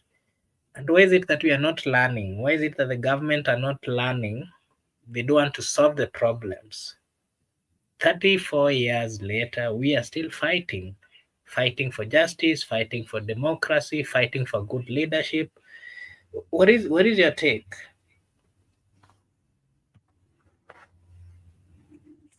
I think I've given my take, but let me just say one thing. Let the government allow the people of Kenya to celebrate Saba Saba, because that was the constitution said. The problem is these people think that certain things are meant for them. That when you talk about Saba Saba, it's only James who should come out. That's when it's Saba Saba. Or it's only ODM who should come out. Or that's only Saba Saba. Or it's only Luos who should come out. That's only Saba Saba. Saba Saba is a Kenyan thing, and even current opposition like Rigiji, Matiang'i, Kalonzo, they can even have their rally anywhere they like on Saba Saba Day, because it is like it is each and everyone. The constitution was not really with certain names that James Orengo has a right to picket, or Rigiji has a right to assemble, or the late Mwai Kibaki has a right to demonstrate. No, the constitution was very deliberate because they knew that people can die, people can leave offices, but there will be generation and generation. That's why each and everyone has a reason, has a right to assemble. So Saba Saba, each and every person, Kenyans, will come out. And that's why I like the Gen Z movement, because they were saying, we are leaderless, we are partyless, we are tribeless, but we are not rudderless. The good point was, some people do take that when it happens that Gen Z movement, maybe to say that maybe Morara or Kasmuel were the leaders, they could want it to, even after generation and generation, that during the 25th June, it was Kasmuel and Morara. No, it was a Gen Z. It was a Kenyan thing. Saba Saba was a Kenyan thing. It was not Rengo's things or Mwite's things or Matiba's things. So Wakenya wapatiwe heshima na wapatiwe nafasi, watokelezee kwa wingi, wakumbuke yale matokeo yaliyofanyika wakati wa Saba Saba, wakumbuke ukombozi ya Kenya. I think it's the second liberation.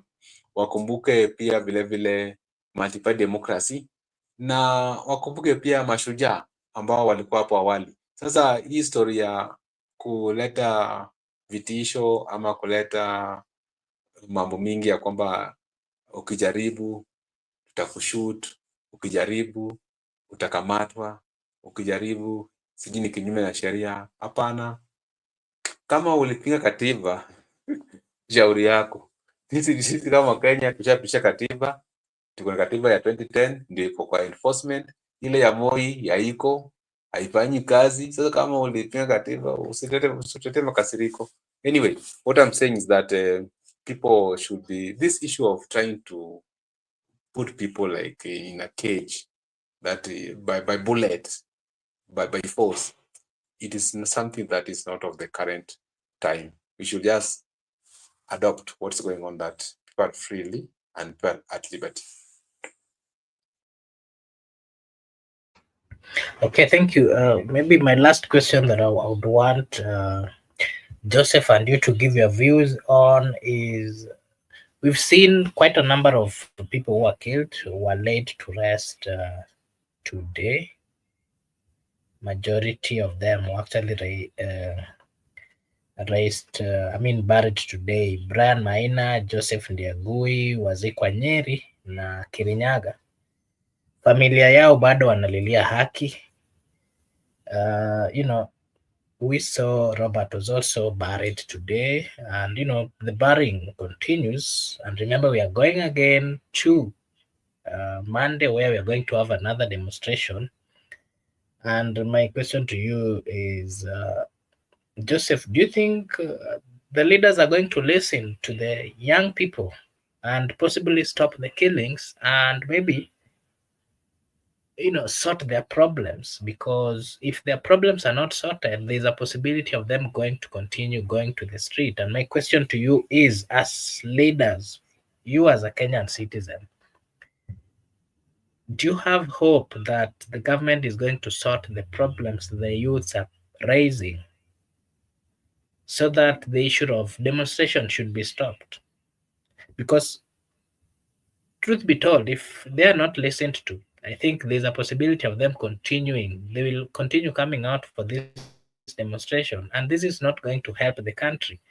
The country is currently suffering and going through a lot in matters of, economy. Economy is not doing well. Security-wise, it's not doing well.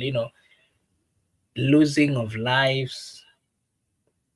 The constitution is very clear that the common mandate, of course, of the government is to protect lives and property, and that is not, we are not seeing that happening.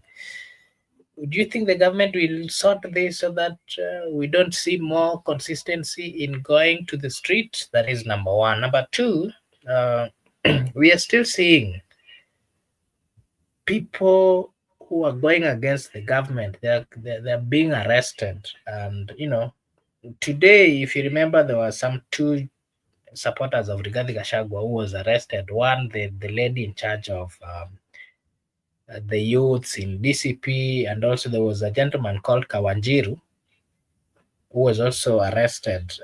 And then today, while he was being released, anti-terror police dramatically rearrested Peter Kinyanjui outside Ruiru courts shortly after being freed on bond.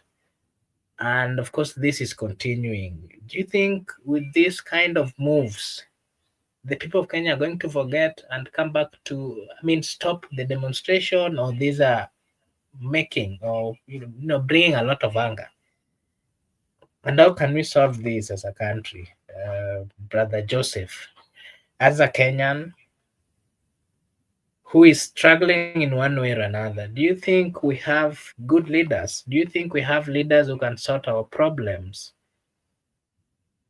We also saw the women rep who brought the bill that is trying to reduce, according to her, the trying to outline places where people are supposed to be going to demonstrate, Esther Passaris. And today she was also saying that the people should stop buying from certain, newspapers, from certain, uh, uh, media houses. And, that continues still. Do you think such kind of comments are solving the problems at hand?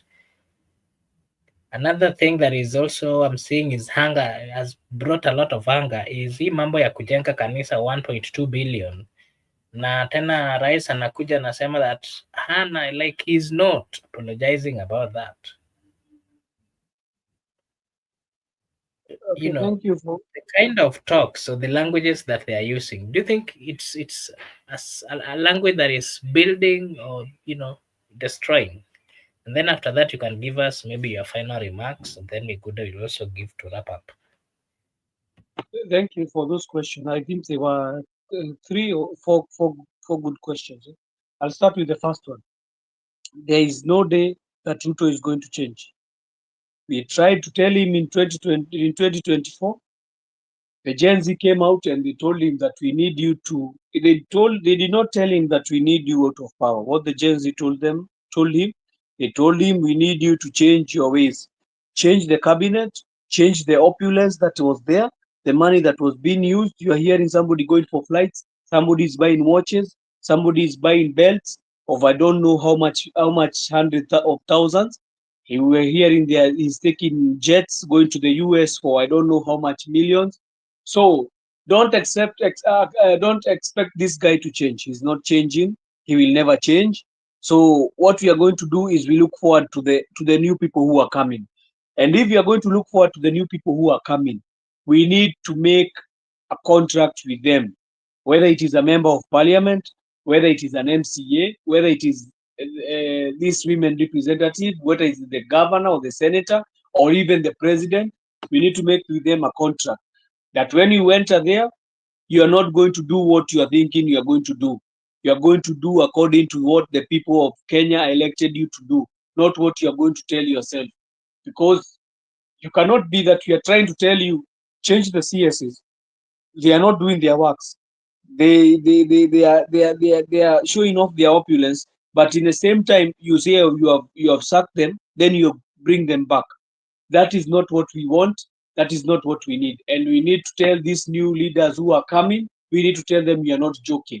If we are going to see them doing the same things that they are going to do, it will be the same thing. They don't expect anything more, anything less. They need to change their ways. And I think they have known Kenyan people are not joking. And you will see it in the ballot. You will see the leaders that are going to come back even to that parliament. That is when you know Kenyans are not joking. On the other hand, you asked me about this lady called Pasaris. If there is somebody who is not serious, who should not take serious, it is Pasaris and Kaluma.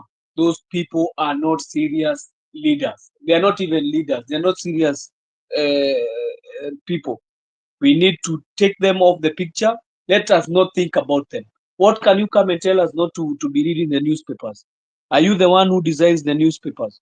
The newspapers tell us what is happening. How could you have known a church is being built? Then you come and tell us we don't buy newspapers? Who the hell are you? Just stay in your lane. If you have umeshiba, umekula, usikuje kututapikia hapa bwana. You stay in your lane, do whatever you do. Kama ni kuletea serikali, tetee, fanya kile unataka kufanya, pata ile pesa unapata, tutapatana na wewe kwa ballot. For the other issue you asked me is about Ruto and the churches. I thought I answered you before. This guy is not is not that we are waiting to see anything from him to change. He is using those money. There is no church. He's saying that the church was mabati ama ilikuwa nini. He just want to spend more money to be given to do those things that he are saying at the innovations of State House. He just want to find a hole where he can dig and get money. I don't know how I don't know where he lit this money alone, because if we are told, by the way, I don't know if it is, I not say if it is okay, true or not. What Gacahagua told us is about 4 trillion. So I wonder how he's going to use this money in a country where people are starving. People have become thieves, brother. People are becoming thieves because they don't have anything to put food, or they don't have even anything to take to their families. So we are not expecting him to change. Let him build churches, let him build whatever he wants to build, let him do anything he wants. We are giving him an ultimatum of 2 years. He's going home. And we are not going to relent. We are going to still protest against his useless government. We are going to protest, and we are going to be on his toes and on his neck and on his throat. He's going to be seeing us every time. Even if you're not going to be injecting on the ground, we'll be injecting online, we'll be injecting everywhere. We'll be injecting even with anything that we can. For I've seen a question I've been asked here. Is it's like he's making a comment. He said, "I see your anger. It cut through. Let's be real. 2027 have already been decided. I even think Matiani will be joining forces with Ruto. He has not attacked Ruto. That one, brother, I will not answer that one about me. I'll just wait and see how it turn out. Anybody can be bought, brother. Nobody who cannot be bought. If you are sellable, you are going to be bought. So me, I don't put my eggs in one basket in these leaders. I know they are politicians, and I know they play their dirty games. But what me I know, if we want to go to the next step, we need to show these leaders that are going to be there, the candidate of 2027, that we are serious. We don't want jokes. And if you are bringing jokes, we are taking down also your government. We will not play a game. For the people, for the people who are waiting this government to change, and to you, this is not changing. This will continue to be the same. There is nothing they can do. It's done what they have done, and there is nothing to show about it. They just do. If you want to know a government, I said here in the podcast again, if you want to know a failed government, you know them by the way they do their things. You know them by these empowerments. They know they have already failed the nation. That's why you see them in empowerments. If you are a serious government, you will not be going into empowerments. We could not be seeing you in this kind so-called empowerments. You could be in your offices working. And I don't know what is it with these leaders we choose, that they like to be on top of the roof of their cars. I don't understand. We had a president, even if we say he did not do much, we had a president who was just the other regime which left. A president even who we were asking where has he gone, because we could not see him. I've never seen even Kibaki. You could see him, you could not see him for some few days. You were asking even, as is the president there, or where is he? What is he doing? So we need leaders who can be able to sit their asses in the office and be able to work. Not leaders who are always on roof of cars. I don't know empowerments. I don't know what they are all campaigning. They are all in campaign mode. It's such a pity that our country has come to this. That after an election, we need to go back to campaigns. We are in campaign mode throughout. We are in campaign mode throughout. It's such a disgusting affair. We cannot be in campaign mode from since 2017 till now. We are in campaign mode. We'll be in campaign mode for 10 years. Why like this? Why can we not change? Why can we not change for the better? Eh?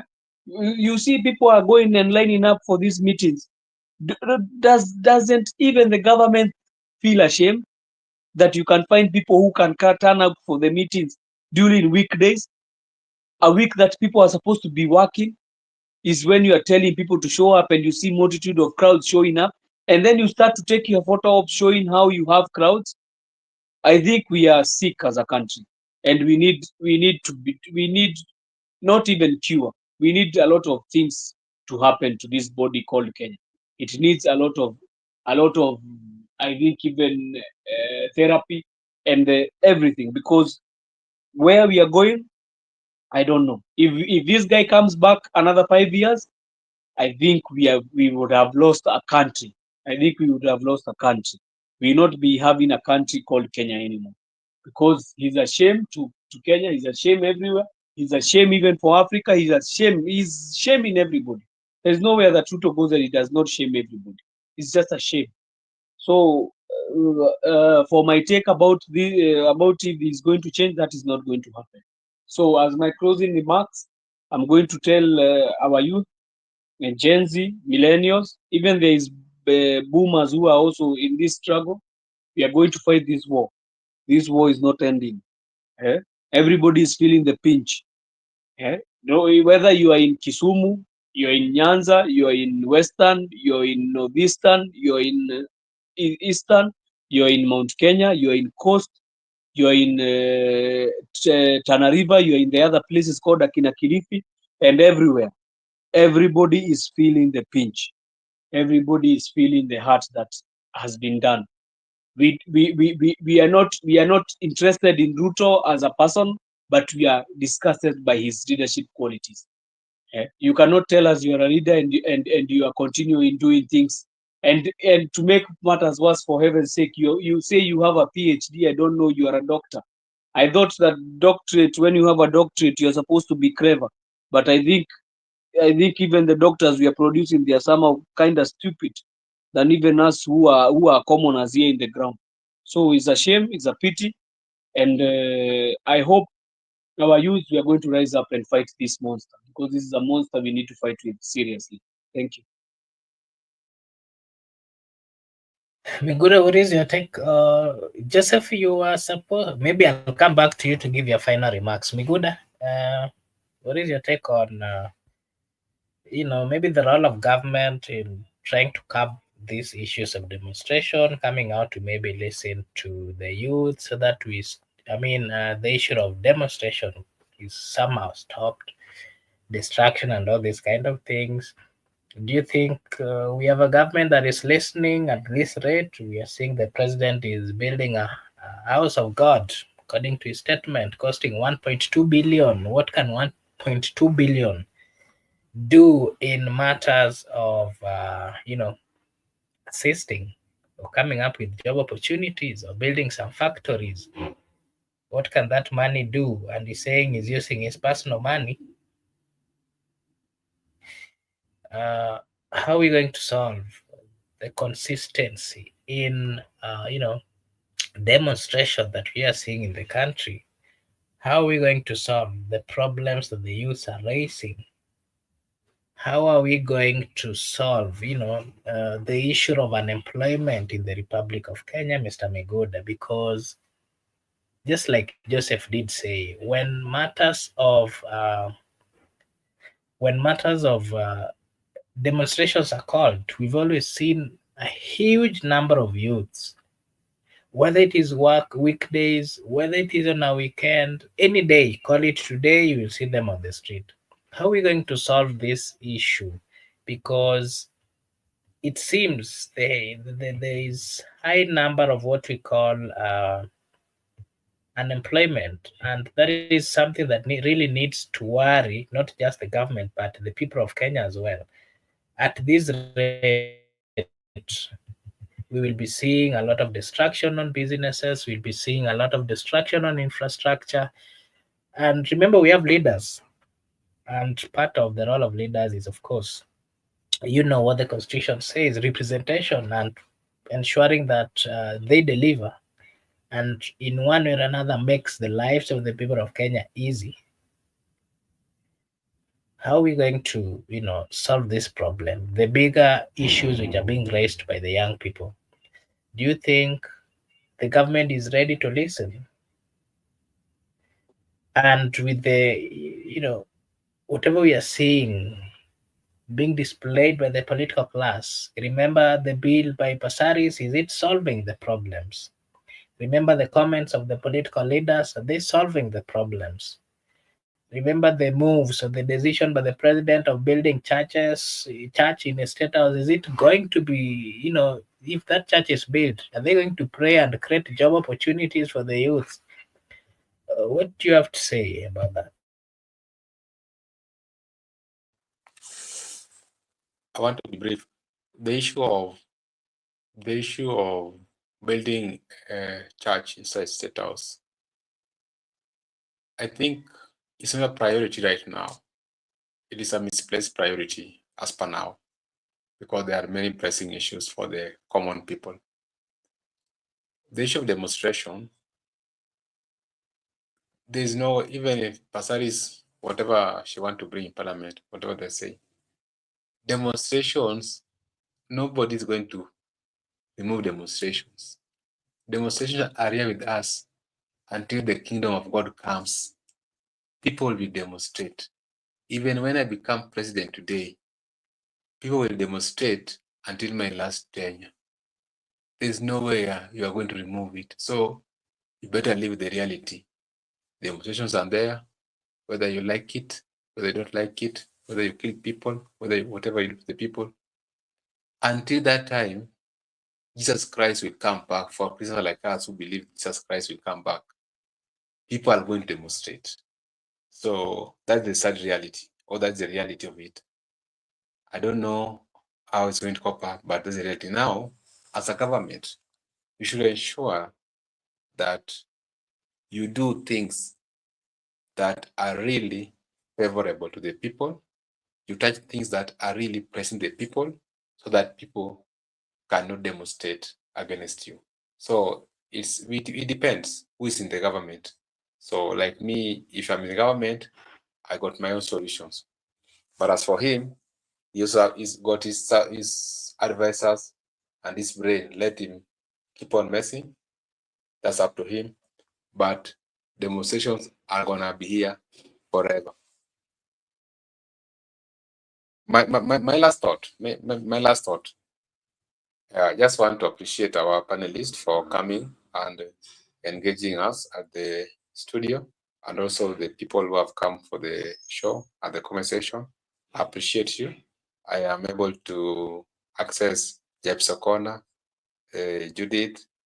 Those are the two people. The rest, I'm unable to. I see them because of my screen. Wish you all the best, and we hope that we're going to have a very good weekend as we wake up for a week Before of. Bye bye. before you See go, you. I Okay, think, can you hear me? I I can hear think you you're well. also a fan of football, and the world of football had gone through quite a number of, you know, there were continued mourning of a Liverpool player. And maybe if you knew him, what do you have to say before I bring Joseph to give his take? Yeah, it's true. I'm a fan of football. I'm too young not to support football. My age allows me to do sports. My age allows me to do what my peers are doing. So I'm a good football fan. And I want to convey my condolences to Jota, who has passed away, the player of English Premier League, because he waited like 3 days ago.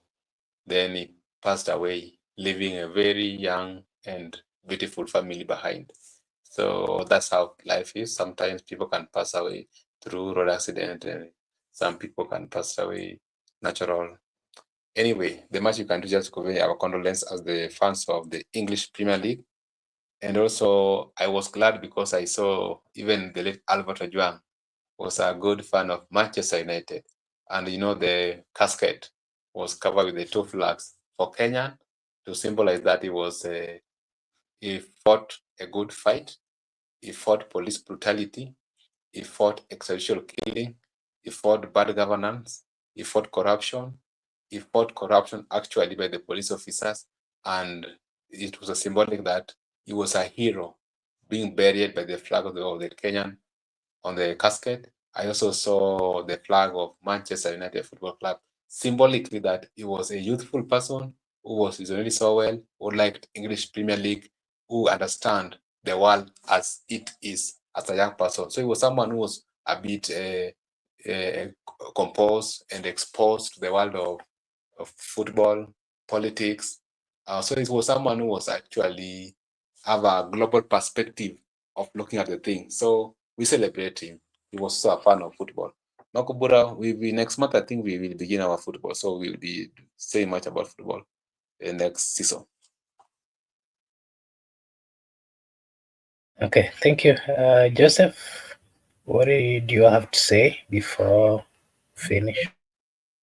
Yes, thank you. I'm a fan of Manchester United, and I want to convey my condolences to the family of Jota. And he had a new wife, so I want to convey my condolences to the family. It's such a tragic thing that could have happened for such a young man, because I saw he's like he was born in 1996 or something. It's such a it's such a painful thing to witness, and I convey my condolences. For the comment section, I want to thank Gypsy Corner and Laban, and for Judith, I want to thank them. They have been holding us here, and also where we go wrong, they always correct us. I want to thank them so much. And for the panelists here, Kevin and Brother Miguda, I want to thank you so much for you have been with us here. You have tried to educate people. You have tried to show the light. So if people don't listen, they have been given the light and they have been given the message. So the message is through. So thank you. I want to wish everybody a good night, safe time. And as we prepare also for church, let us go and pray for Monday so that we can be able to have God's Spirit with us. Thank you so much. Thank you so much. I also want to take this opportunity to acknowledge and to say a big thank you to everyone who joined us this evening. We really appreciate. If you're watching us for the first time, this is Brother Benson Media, and here we say that your opinion counts. We request you to kindly just like and subscribe to the channel. It's a way of supporting us, and us here tutasema asante sana. We do have this kind of conversations. If you are interested in also giving your view, we always share the link. You can always join via the link at the comment section and give us your take on matters. Of course, we are discussing matters affecting our country, and more of what we do is a conversation that is geared towards the betterment of our country, and that is what we do. So we really appreciate everyone who joined us today. Allow me to acknowledge and say a big thank you to Gypsy Corner. Thank you so much, Gypsy Corner, for finding time to be with us this evening. We really appreciate. Our good friend Judith, thank you so much, Judith, for also finding time to be with us and connecting with us at the comment section. We don't take it for granted. We really, really appreciate. And to Brenda Obedi, thank you so much. We also appreciate the fact that you took your time to join us and to listen to us. Our good friend Senator Kiplimo Shah will be going for senatorial seat in Marakwet County, if I'm not wrong. Elgeyo Marakwet, if I'm not wrong. We wish him all the best. Thank you so much, Senator Limo, for giving us your take at the comment section. We appreciate. And of course, to you, Joseph, for also finding time to be with us. Our good friend Laban at the comment section. Thank you so much, Laban, for also finding time and giving us your take. We really appreciate. Victor Opio was watching us at our Facebook platform. Thank you so much, Victor. We appreciate as well. And Gypsy Corner did write something here that the Redmi TV, it's still raw. We are still mourning Jota and Andrea. And next week, sometimes we will be having tribute for our number 20 shirt. it's painful. I think as a football fan, we also take this opportunity to, send our condolences to the family of Jota, losing two brothers, brothers who are, brothers who are talented. Losing them, I think that is the most painful thing that that family has gone through. And being that he was a parent, a still young parent, parent of three, and just wedded some few days or months ago. I think it's such a painful thing to that family. And here what we can say is just to pray for that family and to wish them that may God protect them. That is more that we can do. To the football fraternity, it is a painful thing still. And Gypsy is saying Van Dijk will be looking after Jota's young family. They were great friends. We hope so. I've been praying. Okay, Joseph, maybe what do you have to say? Because I've just remembered this issue of this gentleman dying, and remember there are two from one family. They were all stars. At a time when their children, their family, their wives, the wife and the children really needed them. We've seen people. We've always lost people. I mean, stars, and most of them are going through accidents. Here in Kenya, we've lost athletes. What is it that has been happening on our roads, and maybe what do you have to say about what we've been experiencing? Does it mean that we have got problems with the roads, or is it the machines, or just what is it that has been happening? Joseph, you can give us your comment on that before we close. Sorry, brother Kevin. I did not hear the last part. I was watching how this police they abducted. I think that guy. It's such a shameful Yeah, affair. I, I've seen that I video was just saying that. now. Yeah, I'm saying that we've lost quite a number of stars. We've lost athletes, we've lost, footballers. Here in Kenya, we've lost quite a number of athletes via road accident. And most of time, it's something that finishes them on the road, on the spot. And, just not just in Kenya, but we've lost quite a number of stars in the field of, you know, uh, athlete in the field of football. What is it? What do you think is has been the issue? Is it negligence or bad roads, or what is it that has been happening? Here, I think in Kenya, I think we can say it is of both. You can have the roads are not good and also negligence, but I don't expect that one can be happening in developed countries like the UK. So I think in the UK maybe it is negligence because people want to blow off steam and speed their vehicles. So, but for Kenya, I can think it is negligence. It is both because we can be having bad roads and also roads that are not even visible. Even the markings in the road are not visible because I see Kenyan roads they are very bad. There is no even markings in the road. It's not even visible. You can tell even the roads are not even good. They are poor. They have potholes. So like that one for the late Kiptum, you saw what happened.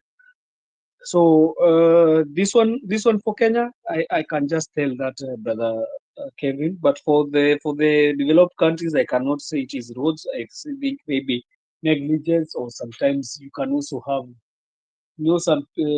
sometimes you can be it's not you who wanted. Maybe some another person was negligence and he caused the accident. So we have lost these people through people who are negligence or also them being negligent. But all in all, brother, when somebody is gone, all we can say is may he rest in peace, and may the family get comfort. May the good Lord give comfort to the families. We are going to be starting the Premier League in August, just next month. I think we are going to do a great tribute to the people who have lost in Kenya. But in Kenya, I don't know even why we don't put statues of these guys. I don't see where we don't put statues of. It's like we don't remember them. There's so many people who have died, not only even by road accidents, brother Kevin. So many people have died even by murder. There's people like Akina. You remember Wanjiro? Remember that athletic from a place called Wanjiro, and the rest like there's this lady who was killed by his lover. So some can be even not Yeah, I even road remember accidents. Wanjiru was the one who had two wives, and he was with one, and then I don't know, one came from. Is that? I Yeah, think and that is. he was doing from I think the balcony. This is like he was tossed from the balcony. So Yeah, these things I they remember. I was happen. actually I saw that documentary a week ago, and it reminded me of the painful things that Kenyans are going. Not just Kenyans, but the athletes and footballers and all these people who are talented, especially on matters of their assets. We've seen them, in that fight for honing, or I think that is also part of the problem that we've had. Remember the Kenyan who left to Uganda and then had a problem with the husband, and the husband had to kill her. We saw the same one even here in Kenya. And matters of succession and wealth, I think it has also been a problem. And it's very bad that we can only remember these guys when they are dead. Kenyans, I don't know what problems we have. We don't remember people when they are alive. Like right now, we have Catherine Dereva. Have you ever seen anything about Catherine Dereva? We always hear Muindi Bingu Street. Who is Muindi Bingu? And do you know Muindi Bingu is who? Why are we have we never renamed these streets to the people who to the heroes who have brought great pleasure and great pride in our country? Why don't we remember these people? We need to rename them. You hear another person is going to rename himself at I don't know which road at you hear is renaming himself. I don't know which road and which road. We need to remember this the way we put up a wall for the foreign heroes who fought for World War II in the Uhuru Gardens. We need to also have another park where we can be remembering these our heroes, because our kids will not know them. We need them to be put in the names, and we need a place, a park. Even if you are going to take that Michuki Park or that Uhuru Park, we put one commemorator for us to be remembered, like the way we did in Bomas. This bombers bomb blast.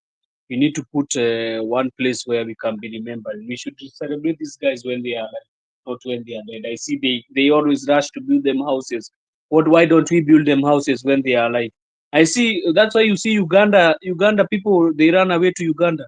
Uganda, they appreciate the athletics more. You saw when our athletics were coming and be given 2 million, Museveni was giving them a vehicle and he was giving them some money to go and start. Yeah, we need to appreciate our athletics, and not only athletics. Everybody who has become. I saw the other day this stupid guy saying that he needs to be given names of people who have become heroes. How do you ask us of names? You know them. Why do you want to ask us names? You know the people who have become heroes. So this one even not supposed to be presidential issue. This one's supposed to be as demanded. We need to be given somewhere we can be celebrating this our heroes, and school activities. They're supposed to be taking the kids to see this. Yes, and also these heroes should be put in our books. Why do you have to put other heroes akina I was reading about Akina Kwame Nkrumah and Akina Haile Selassie. Why do we need to put this Akina Haile Selassie? Yes, it's good, but we need to put heroes who have impacted our country first, yeah, so that we can be able to go abroad. We need to put them in the limelight. So that is my take on this. Thank you. Okay, thank you so much for your take. We really appreciate for just you finding time to be with us. We appreciate as well. I think this is a conversation that we will continue with. For now, allow me to appreciate everyone who joined us. And to say a big thank you, we really appreciate. Thank you so much, Gypsy Corner, for consistently engaging us at the comment section and for your continued support. We really appreciate, and together with our followers and our subscribers, we appreciate. May God bless each and every one of you. And I want to take this opportunity to wish you all a blessed night, a blessed morning, a blessed afternoon, a blessed evening from wherever you're watching us. We really appreciate and we say a big thank you for finding time to be with us. May God bless you. See you again tomorrow. Gypsy Corner is saying thank you. We appreciate. Thank you so much, Gypsy Corner. May God bless you too. Allow us to now take a rest for now. Thank you and bye bye.